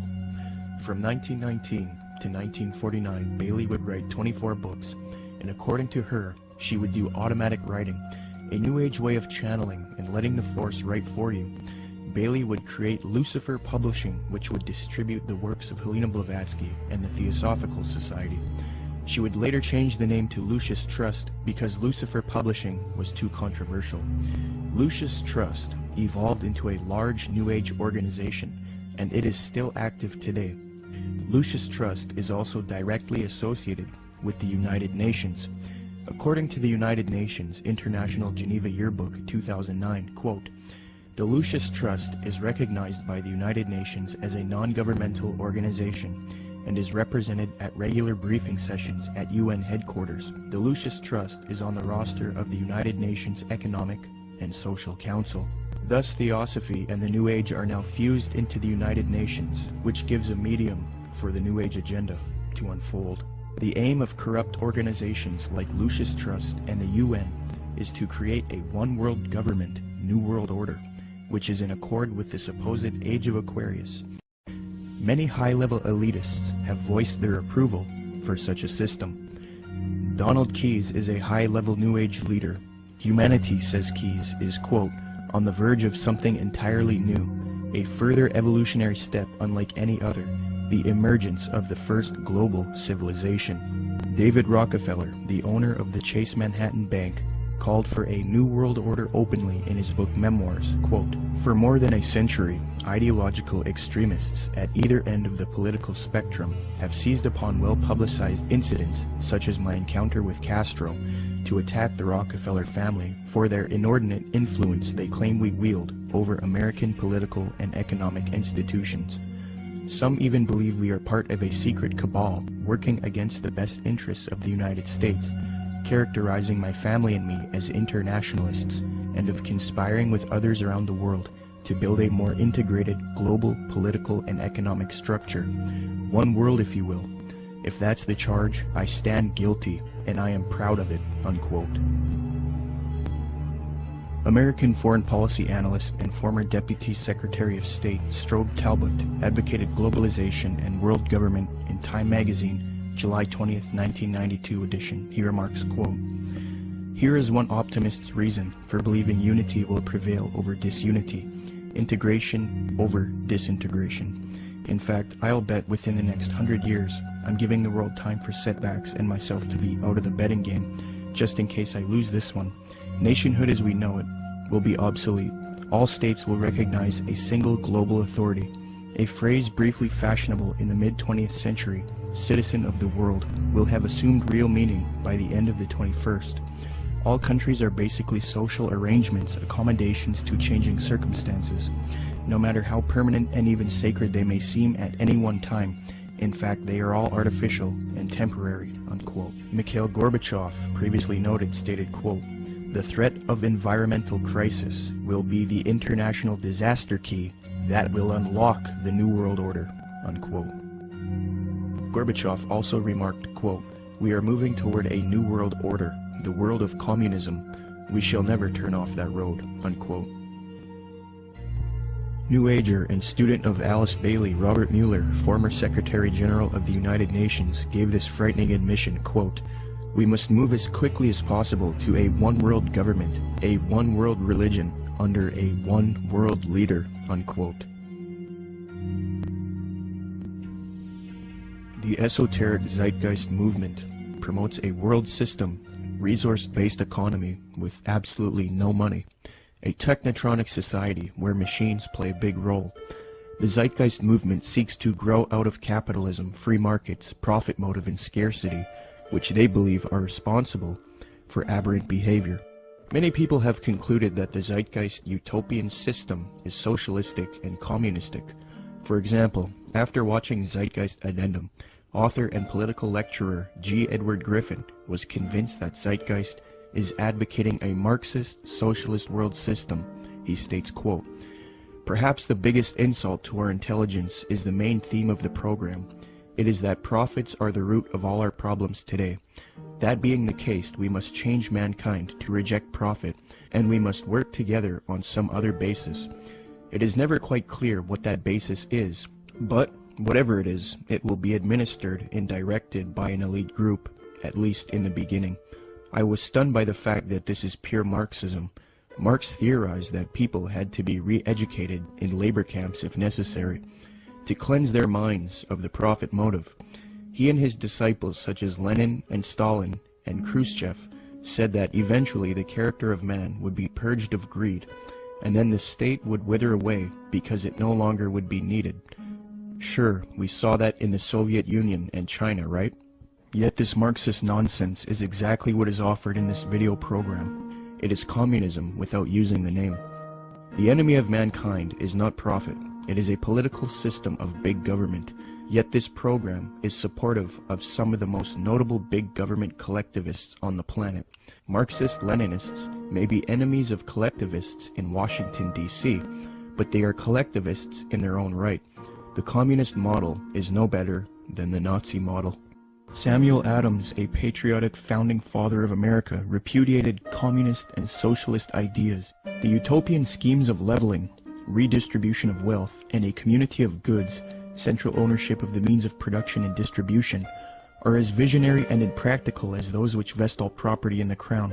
These ideas are arbitrary, choices and actions which are done not by means of any underlying principle or logic, despotic, ruling with absolute political power, and in our government unconstitutional. When one does a comparison between Zeitgeist Addendum and the communist model, it becomes clear that Zeitgeist is in fact promoting communism. N.B. Godke, in the work Encyclopedic Dictionary of Economics, defines full communism based on the ideals of Marx and Engels and others as, quote, 1. Social wealth will be distributed according to human needs, meaning things that are scarce will be distributed first to those who need them the most. Zeitgeist proposes having an abundance of resources and no scarcity, and thus the idea of distributing wealth according to human needs is rendered obsolete. On this point, they have merely updated the communist model by eliminating scarcity. 2. The state will wither away, as there is no need for coercion. The state does nothing because there is no state. There is no state. 3. Social classes will not exist. Zeitgeist states, the process which has been going on for centuries, if not millennia, religion, patriotism, race, wealth, class, and every other form of arbitrary separatist identification thus conceived, has served to create a controlled population utterly malleable in the hands of the few. 4. It will be a moneyless economy. Zeitgeist's associate Jacques Fresco states the system uses no money. 5. It will be a command economy. In other words, government planners decide which goods and services are produced and how they are distributed. According to Zeitgeist, distribution of goods and services without the use of money or tokens would be accomplished by establishing distribution centers. These centers would be similar to expositions, where the advantages of new products are explained and demonstrated. Exhibition centers will display what is new and available and will constantly be updated. So as you can see, a side-by-side comparison between the communist model and the Zeitgeist model shows how similar the concepts are. The Marxist website entitled socialismoryourmoneyback.blogspot.com, after reviewing the Zeitgeist movement and their admissions, stated this on July 26, 2009, quote, "This, surely, is the same as what we call world socialism," unquote. So even the socialists will admit that the Zeitgeist movement is in fact world socialism. Adams Wass explains, quote, "Communism and the Marxist utopia of a moneyless society where products were distributed rather than sold and bought," unquote.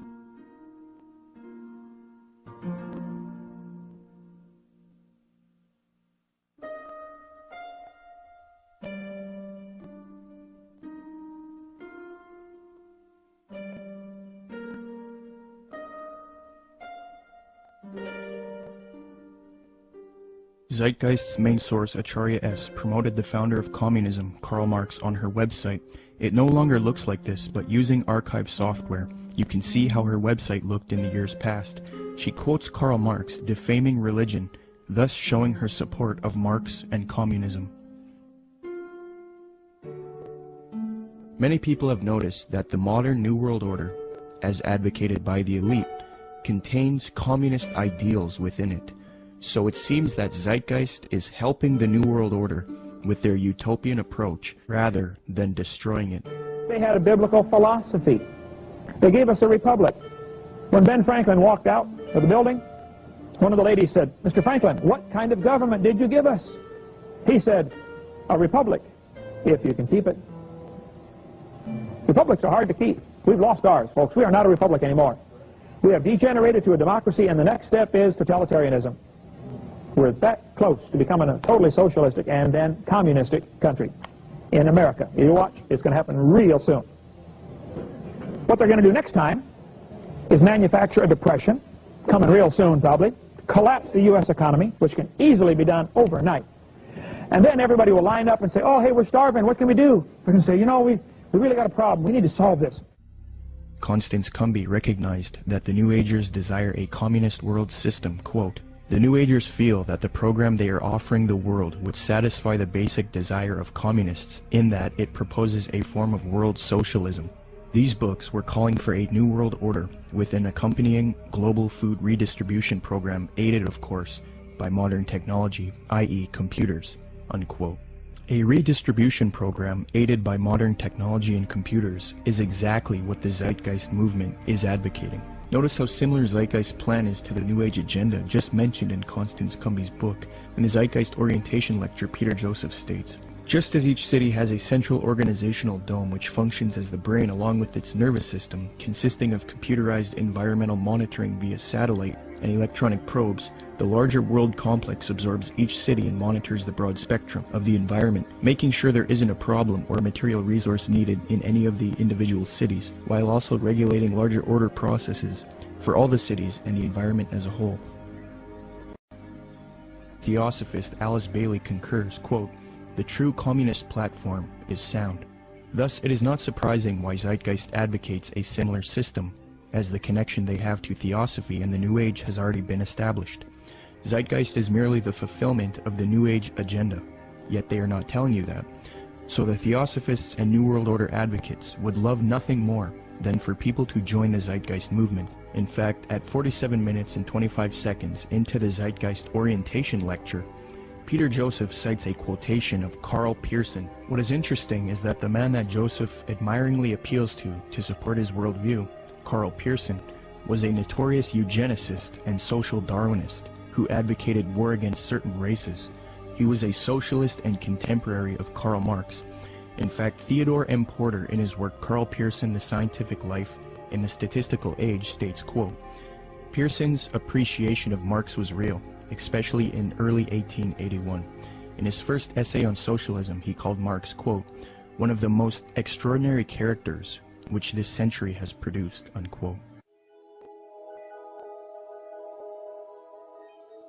New World Order research involving lectures, radio addresses, and writing used to be conducted by people such as William Cooper, Fritz Springmeier, John Todd, Randall N. Baer, and Kent Hovind. The unifying factor in all of these people was that they were all Christians. They would expose the New World Order and its New Age Luciferian communist aims. They would promote belief in Jesus Christ and the Word of God, and tell people to resist the mystery religions of Theosophy and Freemasonry while exposing them. However, all of these men have either been murdered or framed and jailed, silenced. William Cooper was shot dead in 2001 as he was ambushed. Fritz Springmeier was framed, discredited, and jailed. Randall N. Baer had his car ran off of a mountain pass. John Todd was framed, discredited, jailed, and then murdered. Kent Hovind was singled out for tax evasion and then jailed. Okay, so Fritz Springmeier, you knew him, right? Yes. Okay, so you got some letters from him, is that? Yes, when Fritz, when they put Fritz in prison, and there's been, it was pretty much a trumped up charge of, I think marijuana or something, talk of robbing a bank, this type of stuff. He got put in prison, and I started corresponding with him at that point because I had read several of his books and actually talked to him personally on several occasions. And we really, all we could do at that point is correspond. Right. So I've got several handwritten letters from him. And the last time I had heard from him was several years back. And he had been in it wasn't his fault. And I think it might have been arranged where he was in a fight. He didn't fight back. Yeah. The guy came and he told me that he was just using his head like a soccer ball, essentially. Really? Oh, it was sad. Wow. It was sad. And Fritz, he never complained in these letters. Yeah. He never, it wasn't like he was like, oh, woe is me, I'm in prison and this or that. He always had a great attitude. He was trying to help other people in there. Yeah. I believe he had a ministry going. Amen. And, I can't say enough good about Fritz Springmeier. Now that the Christian New World Order researchers have been silenced, the truth movement has been infiltrated by people who purport to be against the New World Order, yet they advocate the New Age religion, a new utopia, and they all speak against Christianity and the Bible. The people who took over the truth movement and who are allowed to live and teach the public, such as Jordan Maxwell, Michael Tessarion, Peter Joseph, David Icke, and others, all of these people have one unifying factor. They are all strictly against Christianity, and they are all heavily associated with the New Age, Theosophy, and Freemasonry. I think Jordan Maxwell is somebody who is just deceived. It's my personal opinion, and I could be wrong about this, that Jordan Maxwell is not a paid disinformation agent, or he's not somebody that is a high-level Satanist. I think that Jordan Maxwell is like many of us in the truth movement. We have been deceived by a lot of very clever disinformation. In his case, Blavatsky and the secret doctrine and that whole concept that really got him on a roll. Jordan Maxwell is a person who believes that the entities that he's involved with, that he had experiences with in the desert, etc., were Pleiadians. And I think that he thinks that they chose him to teach the world certain things. So in that context, it's very hard for him, or really anybody, to break free of that paradigm, because in that paradigm he gets to be this super special individual, and we all are vulnerable to that. If we have supernatural experiences where entities tell you that you are the chosen one and that you're going to do something, it's very hard not to believe them, because that's what you want. And so it's very hard, and of course, in doing so, in thinking, okay, these guys, these Pleiadians are on my side, when in actuality they're demons, they would coax him to do certain things, like he mentioned later, to go into these seances or whatever. In doing that, they can have more control over him, because they're demons and they have a system to get more control over a person. And if they do that, then he can start to be used more thoroughly by them, and he can do exactly what he promised them that he would do, to be a channel for them. And that's what his life has been about, being used, despite his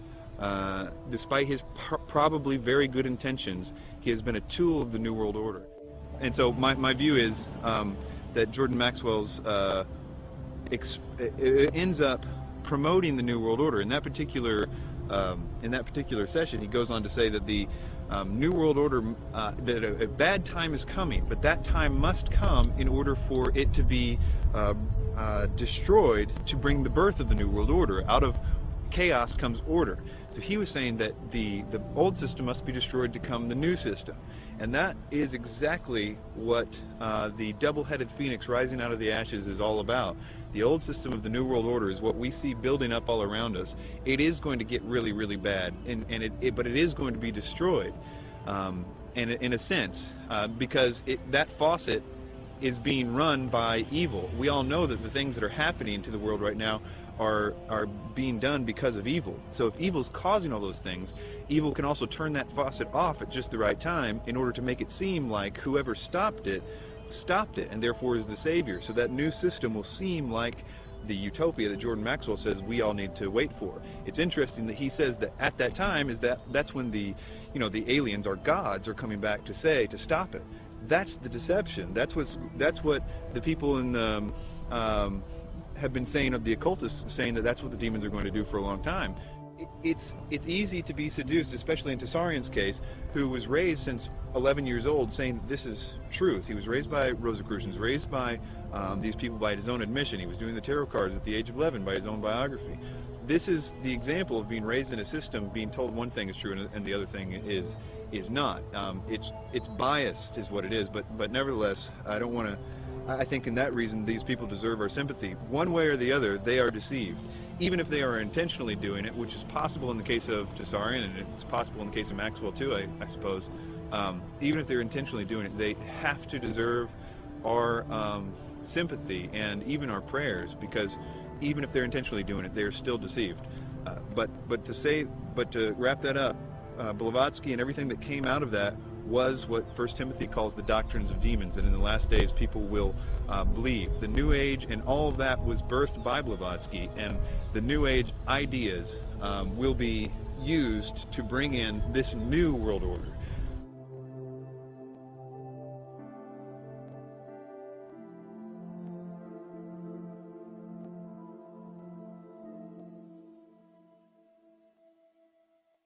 The negative impact of population growth on all of our planetary ecosystems is becoming appallingly evident. Unless nations will agree to work together to tackle these cross-border challenges posed by population growth, overconsumption of resources, and environmental degradation, the prospects for a decent life on our planet will be threatened. But this callous disregard for the right to life of every human on the face of the earth has been predicted before in the New Testament. John was moved to write, quote, "Yea, the time cometh, that whosoever killeth you will think that he doeth God's service," unquote. The New World Order, ladies and gentlemen, will sail in on a sea of blood. The same New Agers who call for peace, love, harmony, and world unity, when confronted with separatists, for example, fundamentalist Christians, you start to see a darker side to them. They do not appreciate people who will not adopt their New Age views. For example, a major New Age figure, David Spangler, who was in a group known as Planetary Citizens, which was a UN group, stated something to the effect of, we can take all the marshmallows, all the scriptures, all the tablets, and have a jolly good bonfire. So essentially, he's promoting the abolition of these faiths. Similarly, Maharishi Mahesh Yogi, the influential New Age guru sought out by the Beatles, stated, quote, "There has not been and there will not be a place for the unfit. The fit will lead, and if the unfit are not coming along, there is no place for them. In the place where light dominates, there is no place for darkness." See, in his thinking, the fit are the New Agers, and the unfit are those who do not adopt the New Age beliefs. People who are, for example, fundamentalist Christians, Jews, people like this.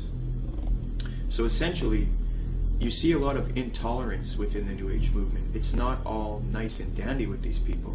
You know, they have the mask, they have the appearance of peace, love, harmony, but in their writings, they do come out and say that there is no place for Christians and people who do not accept their beliefs. The Book of Co-Creation, New Age leader Barbara Marx Hubbard states, quote, "Out of the full spectrum of human personality, 1/4 is electing to transcend, 1/4 is resistant to election. They are unattracted by life ever evolving. Now as we approach the quantum shift from creature human to co-creative human, the destructive 1/4 must be eliminated from the social body. Fortunately you, dearly beloveds, are not responsible for this act. We are. We are in charge of God's selection process for planet Earth. He selects, we destroy. We are the riders of the pale horse, death." Alice Bailey explained what the New World Order will do to those who refuse to accept it. Quote, "Let us never forget that it is the life, its purpose, and its directed, intentional destiny that is of importance, and also that when a form proves inadequate, or too diseased, or too crippled for the expression of that purpose, it is, from the point of view of the hierarchy, no disaster when that form has to go. Death is not a disaster to be feared. The work of the destroyer is not really cruel or undesirable. Therefore, there is much destruction permitted by the custodians of the plan, and much evil turned into good," unquote. Blavatsky's peer, Aleister Crowley, said an Egyptian entity told him Christianity would be destroyed at the advent of the New Age, quote. A peer of Blavatsky's, often called the prophet of the New Age, Aleister Crowley, claimed to have been visited in the spring of 1904 by an Egyptian entity called Oase, who foretold to Crowley the end of Christianity, unquote. But if you dig deep into the literature, yes, they're going to be extremely intolerant. David Spangler had talked about the Luciferic initiation and these types of things. And we look in the Bible and we can look at like Revelation 13 and where all they that do not receive the mark and the mark of the beast in their right hand or their forehead, you know, are going to essentially forfeit their life. This is how intolerant it's going to become. It's going to be their way or no way. And so, no, they're not going to have any tolerance. I think at first they're going to come as real nice guys, though. I don't think they're going to do that right off the bat. But eventually it's going to get to the point where enough people have bought into it and enough strong delusion is there that, yeah, they're not going to be tolerant whatsoever. Barbara Marx Hubbard states, "The end of this phase of evolution shall come. All will know their choice. All will be required to choose. All who choose to be natural Christs will be guided from within as to how to proceed. All who choose not to evolve will die off. The kindergarten class of Earth will be over," unquote. Robert Mueller, previously mentioned, states, quote, I am surprised that no one has yet thought of creating a pro-Earth, humanity-challenging organization which would put itself in the shoes of our Mother Earth and rejoice whenever humans diminish in numbers or consume less. It would give yearly prizes to people, events, or institutions which achieve a reduction of the human population or of the consumption of Earth resources. The first prize should go to the United Nations, which through its World Population Conferences and anti-population work has prevented 2,200,000,000 more people from being born between 1952 and the year 2000.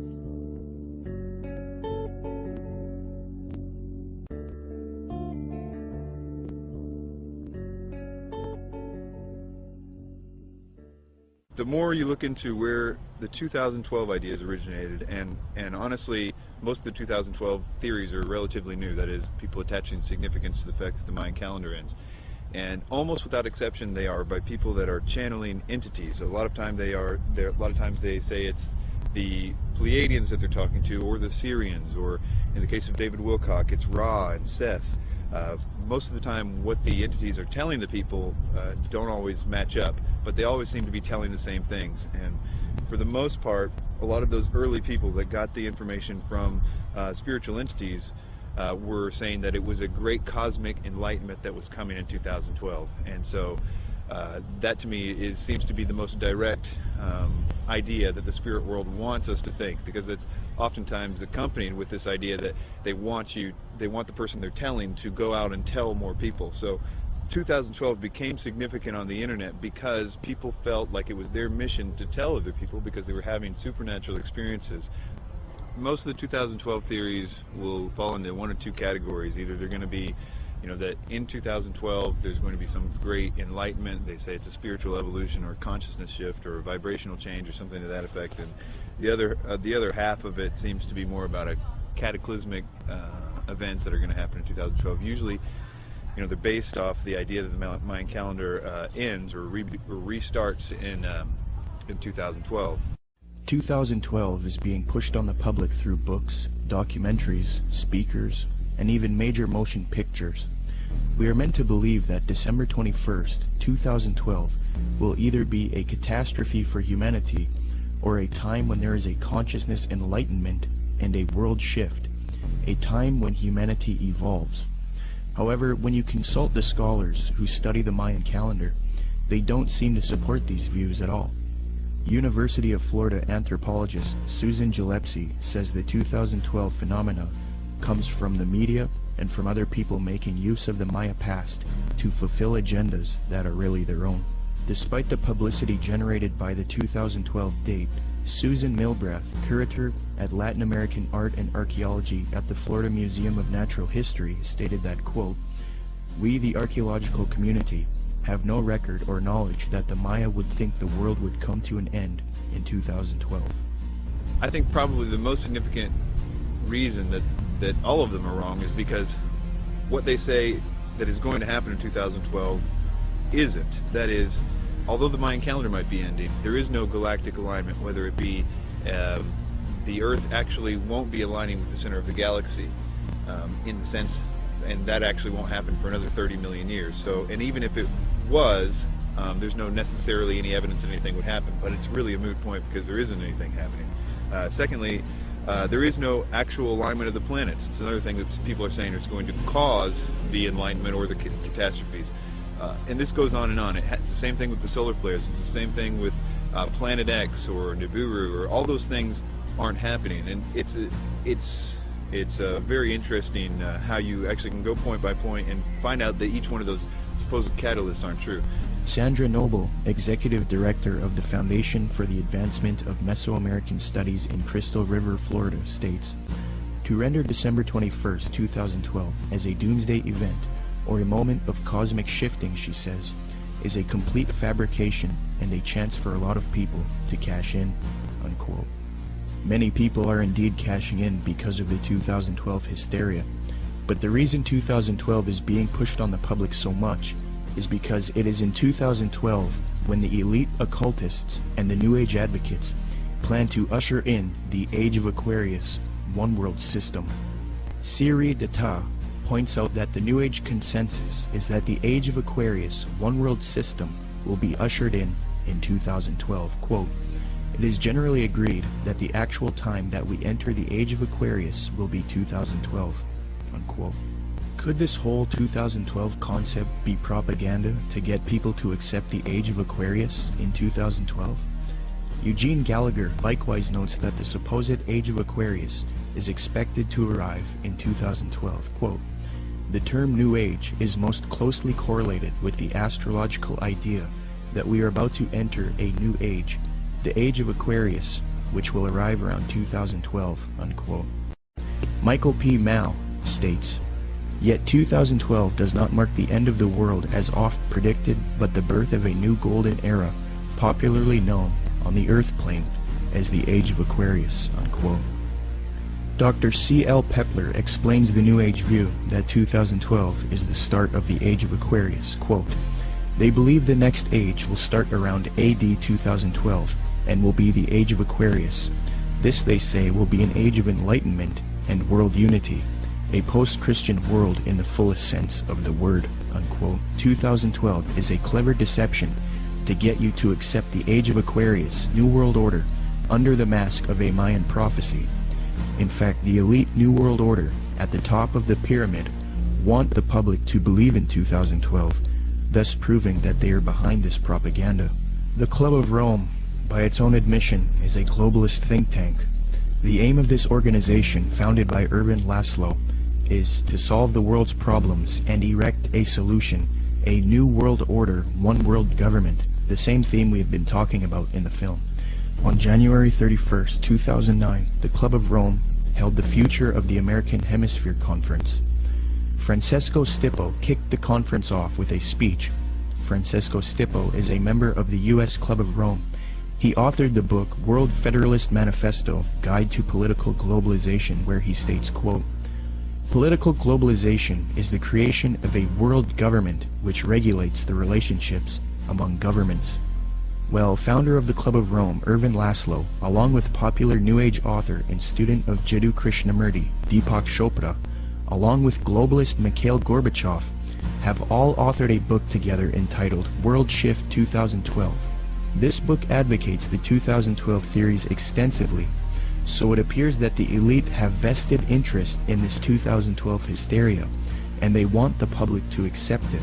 Erwin Laszlo's Club of Rome founded another spin-off organization called the Club of Budapest.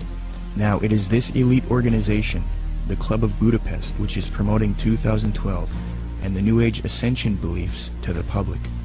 New Age members of the Club of Budapest include Robert Mueller, former General Secretary of the UN, and Barbara Marx Hubbard, who stated, quote, "We have been projecting the transformation in 2012.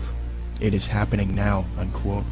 Founder of the Club of Budapest, Erwin Laszlo, is also featured on the Pro-2012 Ascension website, worldshift2012.org.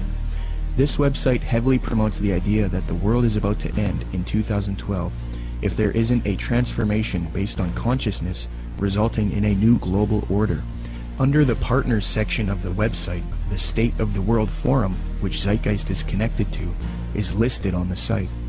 This ties the New World Order to 2012, in that the 2012 hysteria is being pushed by the New World Order to the public to rally humanity together for a one-world government. Under the endorsement section of the worldshift2012.org site, Mikhail Gorbachev is also listed. Mikhail Gorbachev, the Communist New World Order advocate. Thus, it is quite clear that the global elite want people to believe in 2012 so that they can achieve their Age of Aquarius one-world system, which they now claim will emerge in 2012. It's a very clever deception that a lot of people have fallen for. Will anything happen in 2012? Maybe. Will it have to do with any prophecy of Maya? No. If anything does happen, it will be the New World Order who engineers it and ushers in their global system.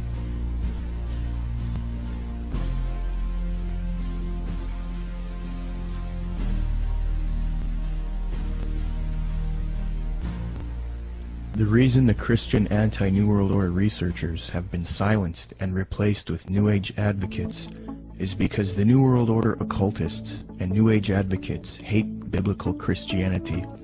Why?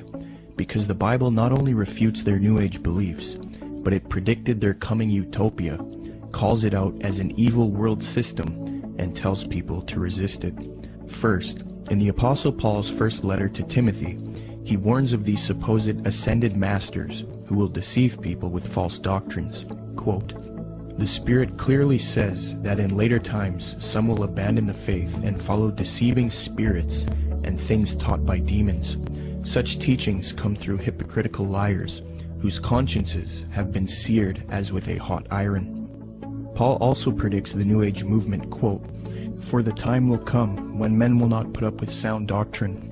Instead, to suit their own desires, they will gather around them a great number of teachers to say what their itching ears want to hear. They will turn their ears away from the truth and turn aside to myths." New Agers will often claim that the Bible promotes their astrological beliefs. However, in the Old Testament book of Isaiah, astrology is forbidden and identified as an abomination to God. Quote, "Let now the astrologers, the stargazers, the monthly prognosticators stand up and save thee from these things that shall come upon thee. Behold, they shall be as stubble." Zeitgeist's main source, Acharya S., claims that Jesus talks about the age of Pisces in Matthew 28:20, which states, "And teaching them to obey everything I have commanded you, and surely I am with you always to the very end of the age." However, although the zodiac was around in 1st century Palestine, the age concept was not around yet, so the biblical writers could not have been referencing the astrological age. Dr. Noel Swerdlow, professor of astronomy and astrophysics at the University of Chicago, states, "Within which group of stars the vernal equinox was located was of no astrological significance at all. The modern ideas about the age of Pisces or the age of Aquarius are based upon the location of the vernal equinox in the regions of the stars of those constellations. So when this woman says that the Christian fish was a symbol of the coming age of Pisces, she is saying something that no one would have thought of in antiquity." Unquote. When Matthew 28:20 talks about the end of the age, or in Greek, the end of the eon, he is not talking about astrological ages, as this concept was not around yet. The age referred to is that of Jewish understanding. As J.P. Holding remarks, quote, "Zeitgeist is correct that when Jesus refers to the end of the eon, he doesn't mean the end of the world. However, he is also not speaking of the astrological age of Pisces. Rather, in the 1st century Jewish thought, there was an awareness of the current age, Ha-Alom Ha-Zeh, and the age to come, Ha-Alom Ha-Ba. The distinction between the two appears both in the New Testament and in other Jewish writings. This has nothing to do with astrology." Unquote. Zeitgeist merely tried to deceive the public into the New Age worldview by distorting the biblical data, which actually condemns astrology. Moreover, Jesus, Paul, and John predict this coming world teacher, Antichrist or Maitreya, and the New World Order, one world government. And it is this reason that the elite and the New Agers hate true biblical Christianity. Paul writes in 2 Thessalonians, quote, "That you not be quickly shaken from your composure or be disturbed either by a spirit or a message or a letter as if it is from us, to the effect that the day of our Lord has come. Let no one in any way deceive you, for it will not come unless the apostasy comes first, and the man of lawlessness is revealed, the son of destruction, who opposes and exalts himself above every so-called God or object of worship, so that he takes his seat in the temple of God, displaying himself as being God. And you know what restrains him now, so that in his time he will be revealed. For the mystery of lawlessness is already at work. Only he who now restrains will do so until he is taken out of the way. Then that lawless one will be revealed, whom the Lord will slay with the breath of his mouth, and bring to an end by the appearance of his coming. That is the one whose coming is in accord with the activity of Satan, with all power and signs and false wonders." Jesus Christ warned of the Antichrist and false Christs. He says not to believe anyone who says, "Look, the Christ has returned." For Jesus Christ's real glorious second coming comes after the false Christ or Antichrist deceives the world. Matthew 43 states, "And Jesus answered and said to them, See to it that no one misleads you, for many will come in my name, saying, I am the Christ, and will mislead many. Then they will deliver you to tribulation and will kill you, and you will be hated by all nations because of my name. Then if anyone says to you, Behold, here is the Christ, or there he is, Do not believe him, for false Christs and false prophets will arise, and will show great signs and wonders, so as to mislead if possible even the elect. Behold, I have told you in advance. So if they say to you, Behold, he is in the wilderness, do not go out. Or, Behold, he is in the inner rooms, do not believe them. For just as the lightning comes from the east and flashes even to the west, so will the coming of the Son of Man be. But immediately after the tribulation of those days, the sun will be darkened, and the moon will not give its light, and the stars will fall from the sky, and the powers of the heavens will be shaken. And then the sign of the Son of Man will appear in the sky, and then all tribes of the earth will mourn, and they will see the Son of Man coming on the clouds of the sky with power and great.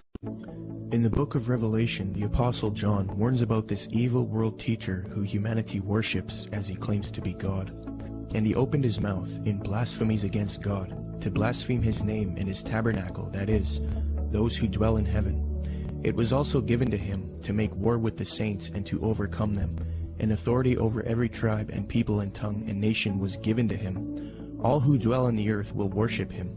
Everyone whose name has not been written from the foundation of the world in the book of life of the Lamb who has been slain. And he causes all, the small and the great, the rich and the poor, and the free men and the slaves, to be given a mark on their right hand or their forehead. And he provides that no one will be able to buy or sell, except the one who has the mark, either the name of the beast or the number of his name. Here is wisdom. Let him who has understanding calculate the number of the beast, for the number is that of a man, and his number is 666. John then talks about how the leaders of the world will form a one-world system and give authority to the Antichrist, or false world teacher. Quote, "The 10 horns which you saw were 10 kings who have not yet received a kingdom, but they receive authority as kings with the beast for 1 hour. These have one purpose, and they give their power and authority to the beast. These will wage war against the Lamb, and the Lamb will overcome them, because he is Lord of lords and King of kings, and those who are with him are called and chosen and faithful." So if this Maitreya is real, and if he has the support of the New World Order, and if he plays a role in the coming world system, there is a high potential that he is in fact the Antichrist. We will have to wait and see. The Bible talks about how the real Lord Jesus Christ will return after this world system is created, and this world teacher deceives the planet. Revelation 6 says, "Then the kings of the earth, the princes, the generals, the rich, the mighty, and every slave and every free man, hid in the caves among the rocks of the mountains. They called to the mountains and the rocks, Fall on us and hide us from the face of him who sits on the throne and from the wrath of the Lamb. For the great day of their wrath has come, and who can stand?" The time that it's talking about in the Bible is actually going to be a time when the world is going to be extremely happy to be in this new system. And that includes people that right now think that they know all about the New World Order and all this stuff. Those people, included with the rest of the world, are going to be happy with being in the new system.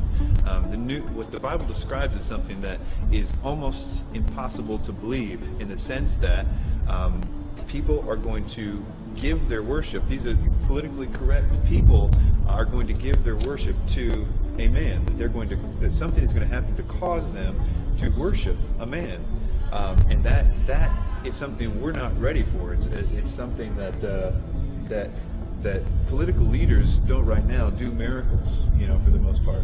That the whole concept requires new input. Something different has to happen. And I think that when you look at what the New Age is saying, what they say is going to happen, what every movie is talking about right now, this idea that there is a new rebirth coming, a New Age is going to be supernatural, that the aliens are going to come back, and all these concepts, that if it really happened, we would be, many things would happen, not the least of which would be that we would, as a world, start to be believing in some new sort of doctrine, namely that God doesn't exist, but that we are gods ourselves. And the way that would function is that, here are aliens, and they were just like us at one time, and we're going to evolve like them and be more like them. That inherent in that is the idea that we are also gods. The message that the New Age elite don't want you to know is that there is one God, and 2,000 years ago he entered into creation as Jesus Christ, lived a perfect sinless life, and willingly died on the cross to pay for our sin. And if we accept Jesus Christ into our heart as Lord and repent of our sin, then we are spiritually saved forever. It is this message that the New Agers hate and want to stamp out. But if you realize that the New Age and the New World Order doctrine is a lie and an abomination, and if you want true salvation and the power to stand with Christ against this coming system, say this prayer with me and become a true child of God. Lord Jesus Christ, I ask you to come into my heart as Lord. I accept what you did for me on the cross, dying for my sin. I repent of my sin and I wish to live a life for you. Following your teachings found in the New Testament, please forgive me of my wicked ways and transform me into a child of God. I pray in Jesus' mighty name, amen. Come, Lord Jesus.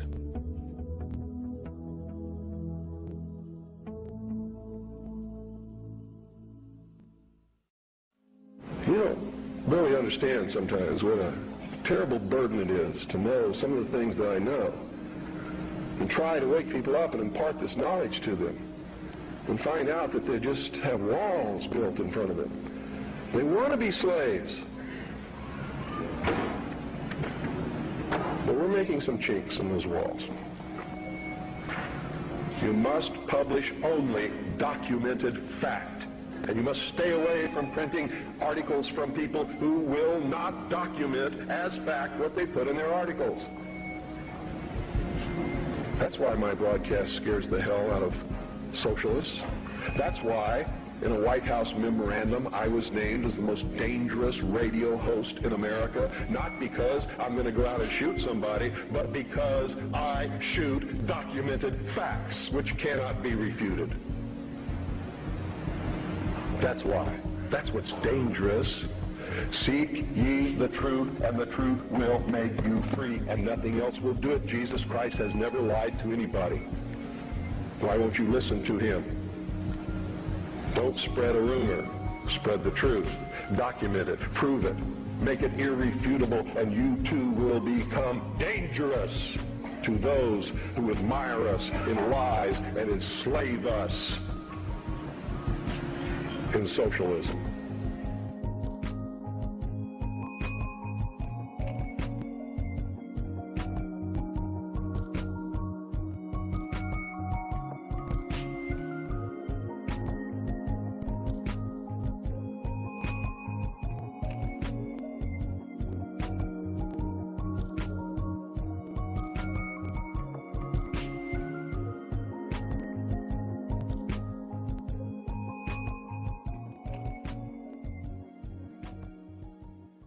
The age of Aquarius ending duality, Oprah the secret and Eckhart Tolle preach what will bring in a new age reality based in traditions of pagan theosophy, bound to be thousands of offshoots of Crowley, students of Alice C. Bailey who follow the lies of Helena Blavatsky, radically altering, changing the pages of history, laying the groundwork forged by the tools of Lucifer, paving the way for the United Nations, a slow preparation, patiently waiting since the creation. A garden of Eden, a planet whose placement in time is persuaded by aliens, outside invasions, abductions, and cow mutilations, creating an atmosphere ripe for the picking with movies and Hollywood, implanting trickery, mastery over the masses. The whole world collapses in panic, all desperate for someone to save them. Obey anyone that will answer their questions. The savior of sorts, a new age messiah, the wolf in sheep's clothing is what will transpire.